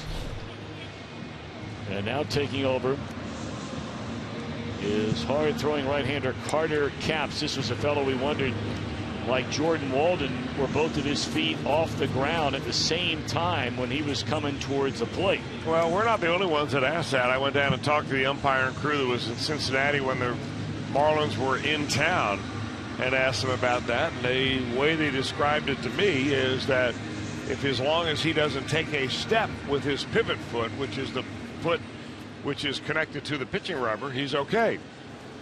but a very unusual delivery. I mean, he's a big guy anyway, 6'5", 220. But he really gets extension because he's nearly in midair when he throws the ball in the plate. Skip Schumacher to lead things off, and a fastball at 99 miles per hour at the knees, a strike.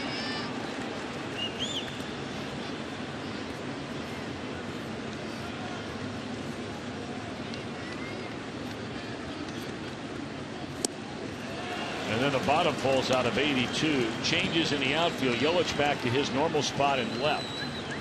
Gillespie moves over to center. Ichiro remains in the game to play right.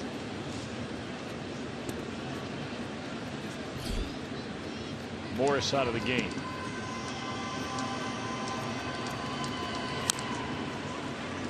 Has there ever been a player that you can recall other than Ichiro Suzuki who essentially goes by his first name and that's it? I mean, it's like Elvis is playing out there. You can say Pete. Everybody knows who Pete is, especially around Cincinnati, but we're not just talking about the United States either. Yeah. This cat, international. I mean, that's his first name. And that's basically, there are a lot of people that are hardcore baseball fans that don't even know what his last name is. Because he just goes, but look what's on the back of his jersey. Not the last name. But what a player. What an incredible player he has been. What kind of influence do you think he's had on D. Gordon? I mean, this is by far Gordon's best year. All I know is Lenny Harris and Brett Butler told me when the Marlins were in town that the influence that Ichiro has on everybody in that clubhouse is astounding. The respect players have for this guy is off the charts. Oh, this guy's stuff's pretty good now. That's 10 strikeouts for Marlins pitching in a game tonight.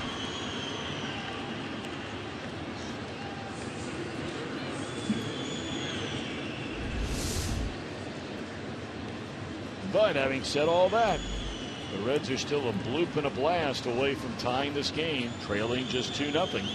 And here's Billy Hamilton.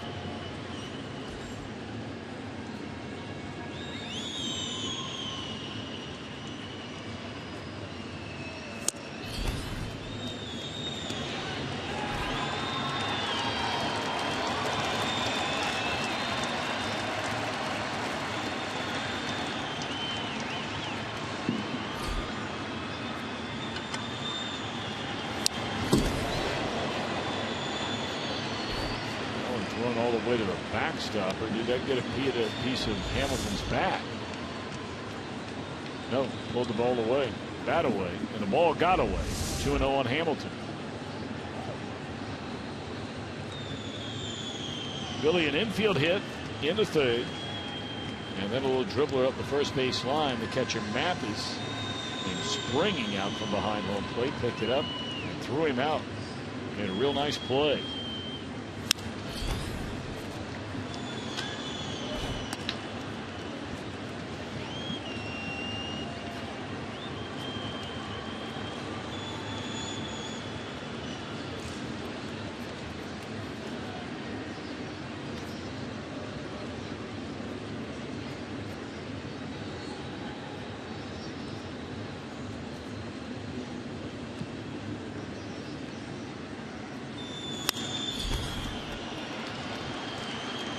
Easy play here for Ichiro. 2 down.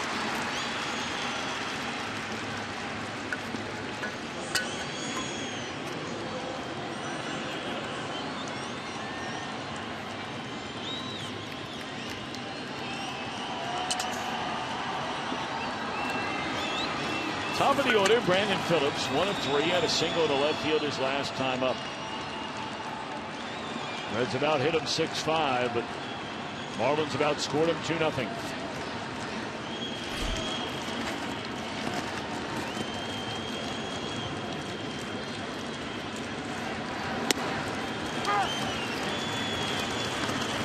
you're up there and you're looking for a first pitch fastball that is upwards of 100 miles per hour, and you get that 83-mile-per-hour hook. That'll lock you up. Well, when you got a guy throwing from a low arm angle, a righty, and you're a righty hitter, and he looks like he jumps at you with a goofy motion, and the ball's coming right at your shoulder, you're going to flinch, you're going to buckle, and you're going to pray that that's not a fastball.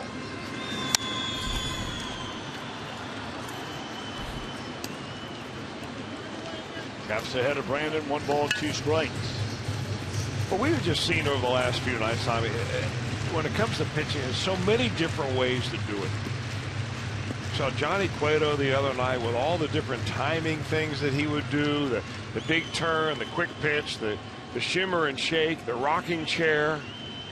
You know, we saw Hernandez tonight was just straight out power and then a power curveball. Caps does it differently. Cool.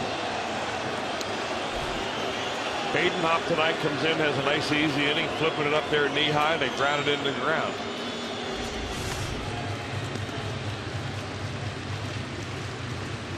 Ball all the way.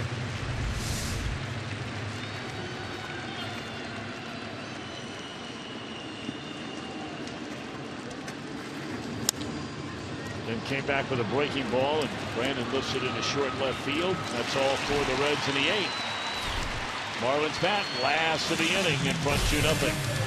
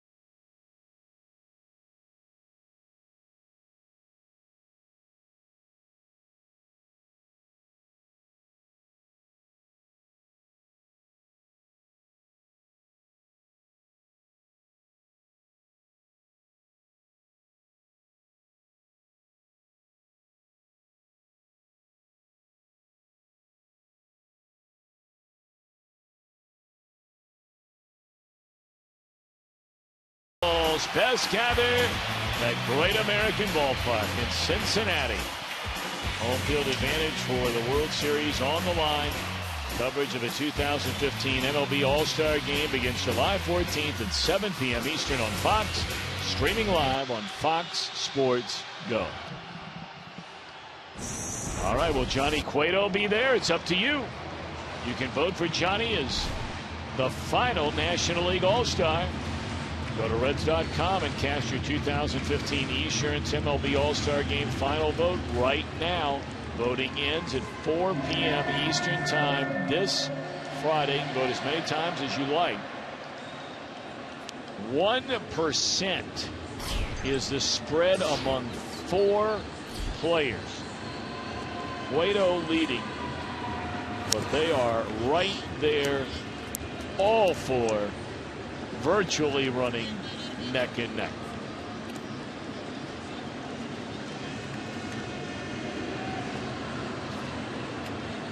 Taking over on the mound is Ryan Matthews. Reds will have Votto, Frazier, Bruce. That trio to start the 9th inning. Good solid inning by Burke Badenhop.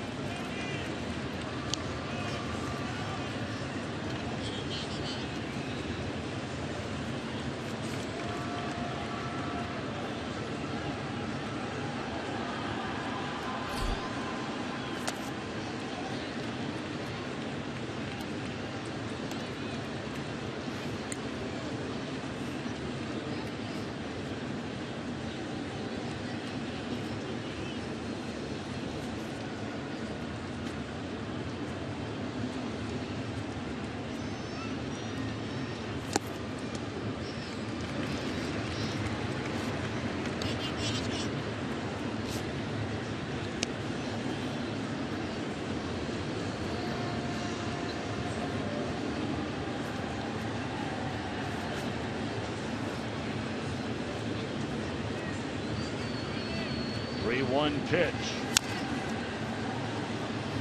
And now full count on Echeverria.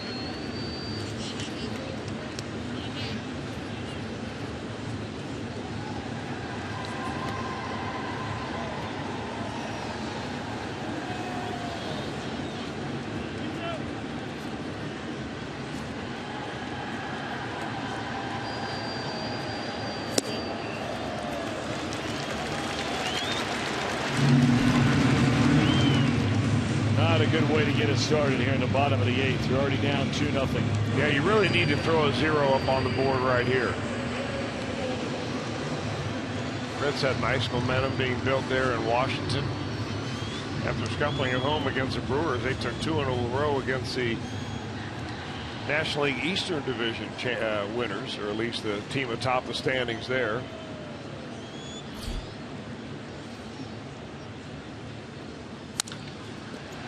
Nice pick by Votto. And that'll start a double play. Beautifully done by Votto. Play by Votto. I don't think there's another first baseman that plays the position of first base anywhere close to the way Votto plays it. I mean, watch how he throws the ball. He plays it like an artist. Underhand flip on the money, quick turn. And you mean his style of play? His style of play, yes. Yeah. I mean, his style of play is just, can you think of another first baseman who would throw that ball essentially underarm like that? No. And throw it on the money? We've seen him do it many times, and he rarely throws the ball away. When Votto makes an error, it's normally a glove error and not a throwing error.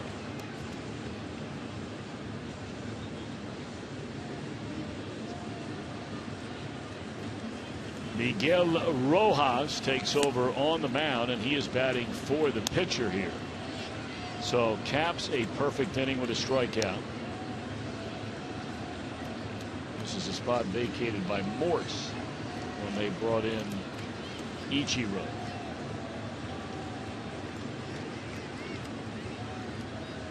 Oh, and 2 the count.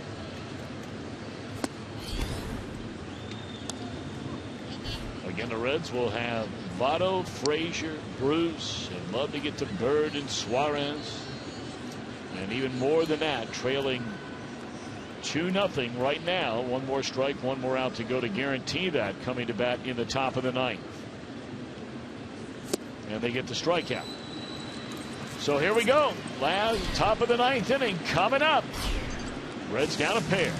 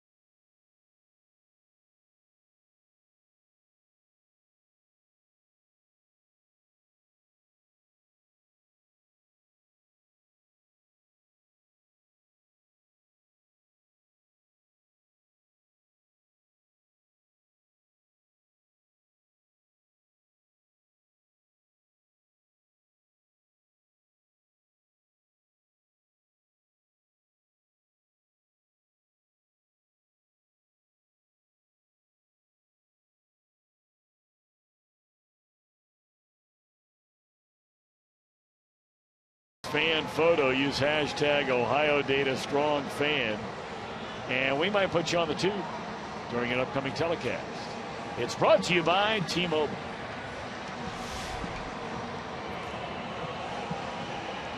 All right, here we go. Rojas will remain in a game to play third base. And taking over on the mound, 13 of 16 in save chances with a spectacular ERA. Look at the strikeout to walk ratio. A.J. Ramos. On his 4th season overall with the Marlins, first one he only came up for a cup of coffee 11 ball games in 2012. But since that time, he has just gotten better and better every year. Earned run average continues to drop. Strikeouts per inning go up. Walks are way down this year over last year. And good save numbers. Let's see if the Reds can get something started. Joey Votto to lead things off. First pitch swinging, grounds it foul.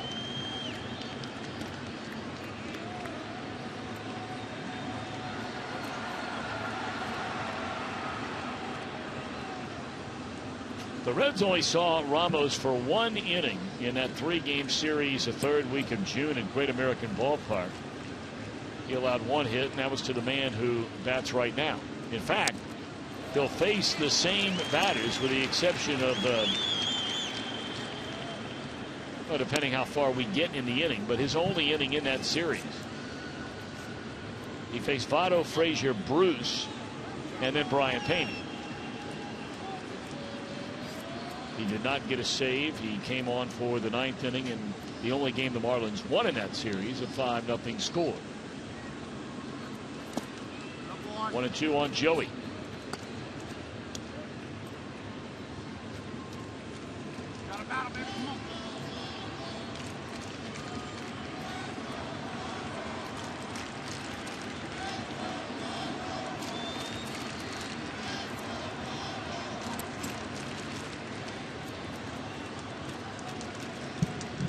One ball, 2 strikes. Nowhere near the strike zone by Ramos. It's only a 2-0 game.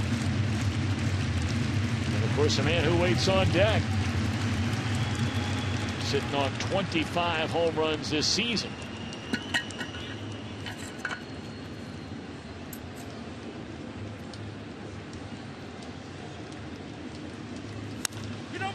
That is a fair ball.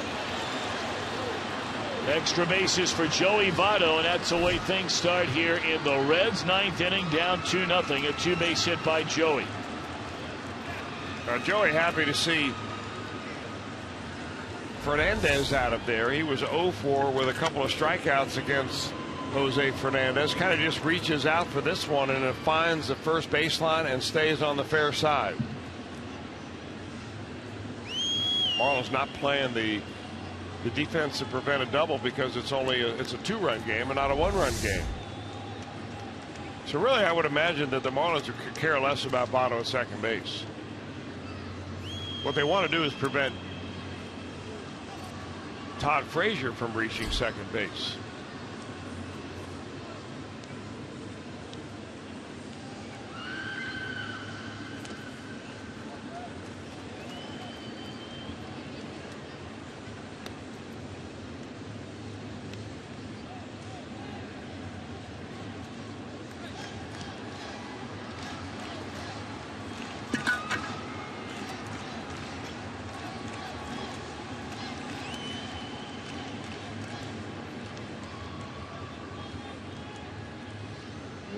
Delivery to Frazier.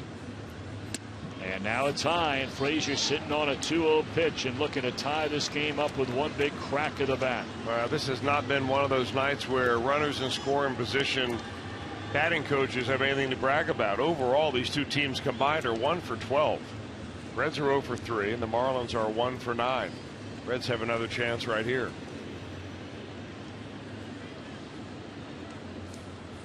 Two balls and no strikes to Frazier. And does not throw him a 2-0 fastball. Does not throw him a 2-0 strike. He's risking putting that tying run on with Jay Bruce coming up. That would make it a little bit more interesting here. And he better be very careful about grooving this 3-0 pitch. Because Frazier, if he likes it, will take a huge rip. fouled out of play.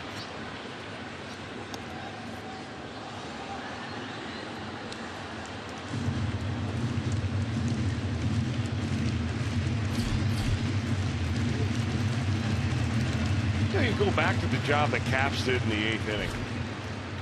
And we talk about this from time to time about when to pull, when to designate your closer, and when to just go by the book. This may be one of those circumstances where going by the book doesn't work. Reds hope so. No argument from Frazier on that 3-1 pitch. Wanted to pull the trigger but couldn't.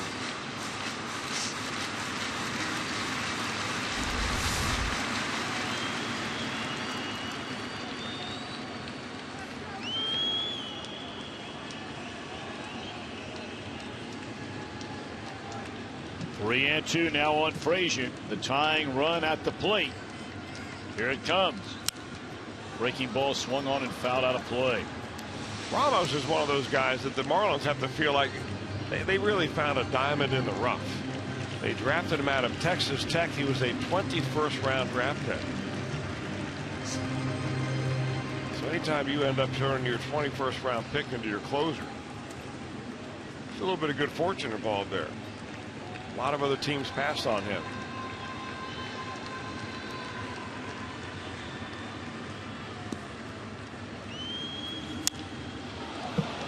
In the air, left field, but it will stay in the yard. One out.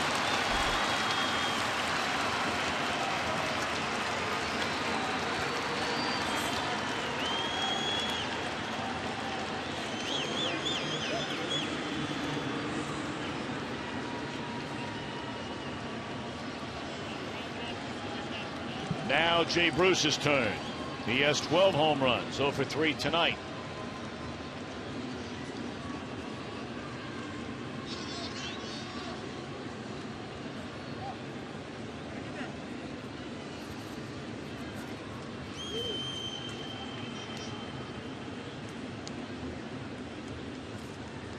Ramos is not really a prolific ground ball pitcher, but he keeps the ball in the ballpark. He's only given up 1 home run this year and only 1 all of last year.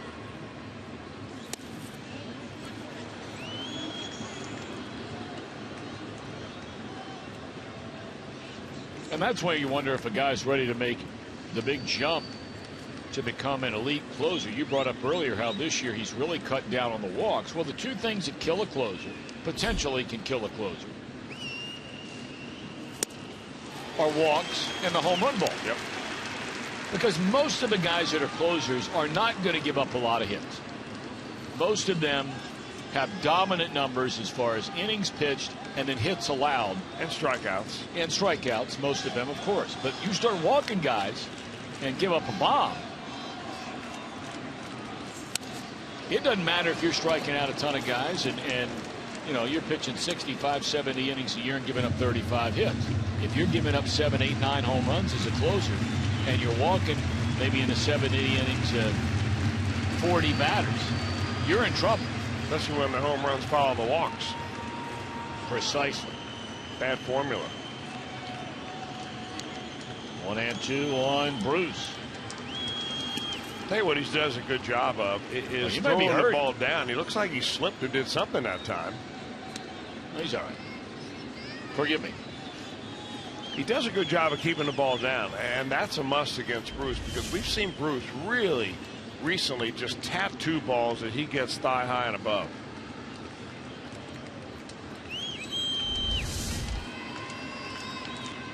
That had a weird look to it, didn't it? It didn't look like anything was wrong. 2-2 on Jay Bruce. Ball 3. And he's putting again problems. Looks like he's got a, yeah, it looks like he's slipping when he puts that landing foot down. We showed you the stumble on the previous one, and I don't see him slipping or sliding. Maybe I almost wonder if he's going straight in the ground and he's digging his spike in and catching a spike more than a slip. Oh boy. 85 on a 3-2 pitch, and Bruce way out in front. The Reds counted their final out. Now Jay has chased a few out of his zone tonight. He goes after that one.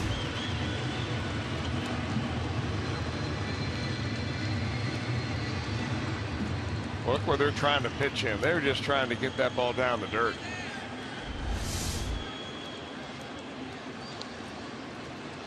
Well, the hottest hitter in the Reds lineup over the last couple of weeks is Marlon Byrd, and the hottest hitter tonight.